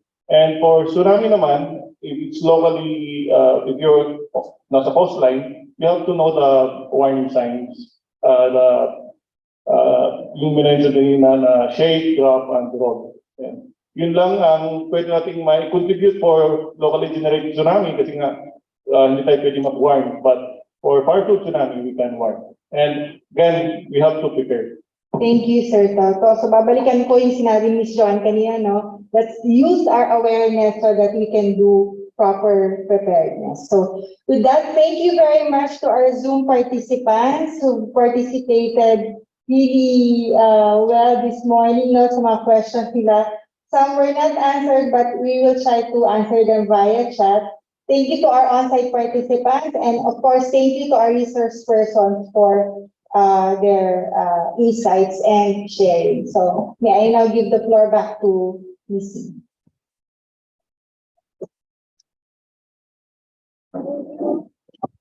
Thank you very much, Ma'am Charmaine, and of course to our resource speakers, Ma'am Joanne, Ma'am Sai, and Sir Ishma, and of course, Dr. Toto Bacolcol. And of course, syempre po, thank you rin sa ating mga participants online for your wonderful questions. No? If in case we missed any questions, you may send us your inquiries through our Facebook page. Promote ko na rin po ang aming Facebook and Twitter accounts. Kami po ay yung verified account, so huwag po kayong magpa-follow ng mga fake Facebook and Twitter accounts ng PHIVOLCS. So para po nakukuha niyo pong balita and information ay yung accurate po at yung reliable. And of course, we also have our YouTube channel to get more information from us, videos. Meron po kaming mga educational videos that you can use in your information dissemination. And of course, our website, PHIVOLCS.dost.gov.ph. In case you're doing research or any information materials na gusto niyo pong i-download, it's for free sa aming pong website. And with that, to give us the closing message, may I call the Chief Science Research Specialist, Dr. Maria Bailin Villegas, to give us the closing remarks. Alright. Magandang hapon po sa inyong lahat. Almost lunch, so we should be done, and this is going to be quick. I just would like to remind all of you, maraming salamat po sa lahat ng dumalo dito sa face-to-face, saka po sa Zoom. And again, babalik tayo kung bakit tayo nandito. It's because of our annual observance of the World Tsunami Awareness Day. Actually, bukas po yan, November 5, but we will be again participating in an international commemoration observance of this event para po mapatuloy natin yung pag-alala, paggunita, at maisip ang mga tamang aksyon na kailangan natin gawin para po sa paghahanda. Ang nangyayari po talaga dahil ang tsunami ay isang, sabi nga ni Ms. Joanne, infrequent but mataas yung impact, hindi po ito masyadong inaalala. Pero yun po yung ating kailangang isipin parati na itong mga bihirang mangyari kapag tinamaan tayo, pag-ibig man yan o hindi, mas matindi. So dapat po natin pag-isipan ano po yung nararapat natin gawin. Nabanggit po kanina, shared responsibility. Naniniwala po tayo dyan. Ang mas maisasaktuparan natin at mas magiging successful tayo kung sama-sama po tayo, nagtutulong-tulong para po ma-attain natin yung goal natin na mapababa naman po ang maaaring epekto ng isang sakuna katulad po ng tsunami. So with that, sana po parati natin gulitain ano po yung mga naka-impact na sa atin ng mga tsunami events in the past at magamit natin to para po makatulong para po sa ating paghahanda. Hindi lang po historical events yung ating pinag-uusapan. Sa siyensya po, kasama rin po yung ating pagkalat ng mga datos para po sa modeling, para po ang magiging output natin na maaaring gamitin sa paghahanda ay dinasabing impact or scenario-based. Ang kailangan lang po natin talaga, ang dami na pong data ng science, ang kailangan po natin ay imagination kung paano nga po ba ano at mangyayari. Kung alam po natin yung mangyayari, na-imagine natin yung mangyayari, meron po tayong sandata para po paghandaan, para po harapin ng walang takot, ngunit naiisip natin kung ano po yung tamang aksyon na dapat natin gawin. Sabi nga po, awareness, motivation. But we really need to be able to translate all of this to action na timely and appropriate. Paulit-ulit po natin sasabihin yan, pero hindi po tayo magsasawa. Kasi kailangan po natin maisip na ito po ganitong pangyayari katulad po ng earthquake tsunami, mas mahirap po kapag nangyari nang hindi tayo talaga naghahanda. So maraming salamat po. Have a good lunch. Thank you. Thank you very much, Ma'am Eileen. Sabi nga naman, it's almost lunch. At sana po ay nabusog kayo ng mga impormasyon na nakuha natin ngayong umaga from our resource speakers. And kaya nga po nasabi, paulit-ulit po, we encourage everyone to prepare. Minsan sabi sila na, bihira man mangyari yung tsunami. Bakit kailangan po maghandaan? Actually, more of the reason kung bakit kailangan po tayo maging aware at maging handa ay dahil hindi po natin alam kung kailan ito mangyayari.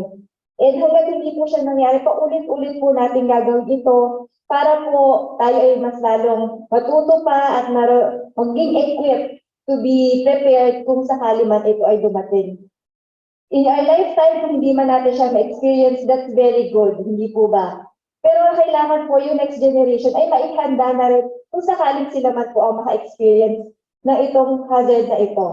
So, mahirap po kasi na pag-andyan na tsaka po tayo maghahanda. Hindi po paghahanda ang tawag doon. And malamang pagka nangyari na siya, ang mangyayari po ay magsisisihan tayo. And I hope that will not happen to all of us. Kasi we are given this information. This is available for free.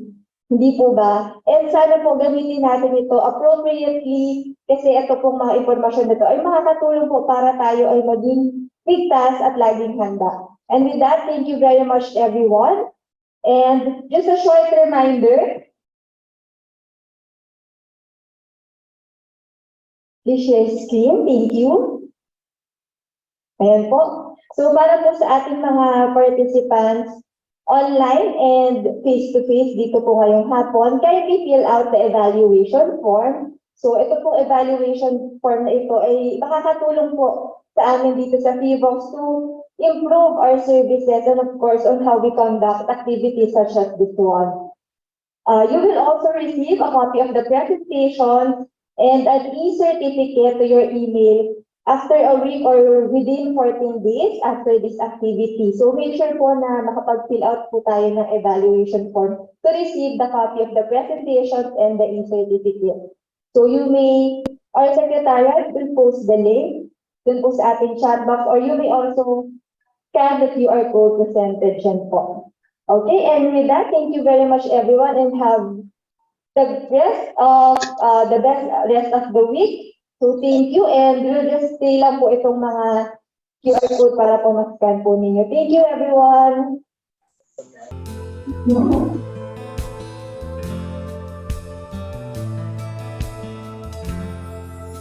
Kapag sa ilalim ng dagat nagmula ang lindol, tubig dagat bababa, ito'y uurong. Pagbalik maririnig malakas na ugong, malilikay dambuhala, sunod-sunod na alon. Puwersa nito ay sobrang lakas, lampas 5 metro along hahampas. Kaya doon lumikas sa lugar na mataas, plano sa paglikas, susi upang maging ligtas. Tsunami, tsunami, nariyan na sa isang isang. Tsunami, tsunami, kailangang maging maagap. Tsunami, tsunami, nariyan na sa isang isang. Tsunami, tsunami, kailangang maging maagap.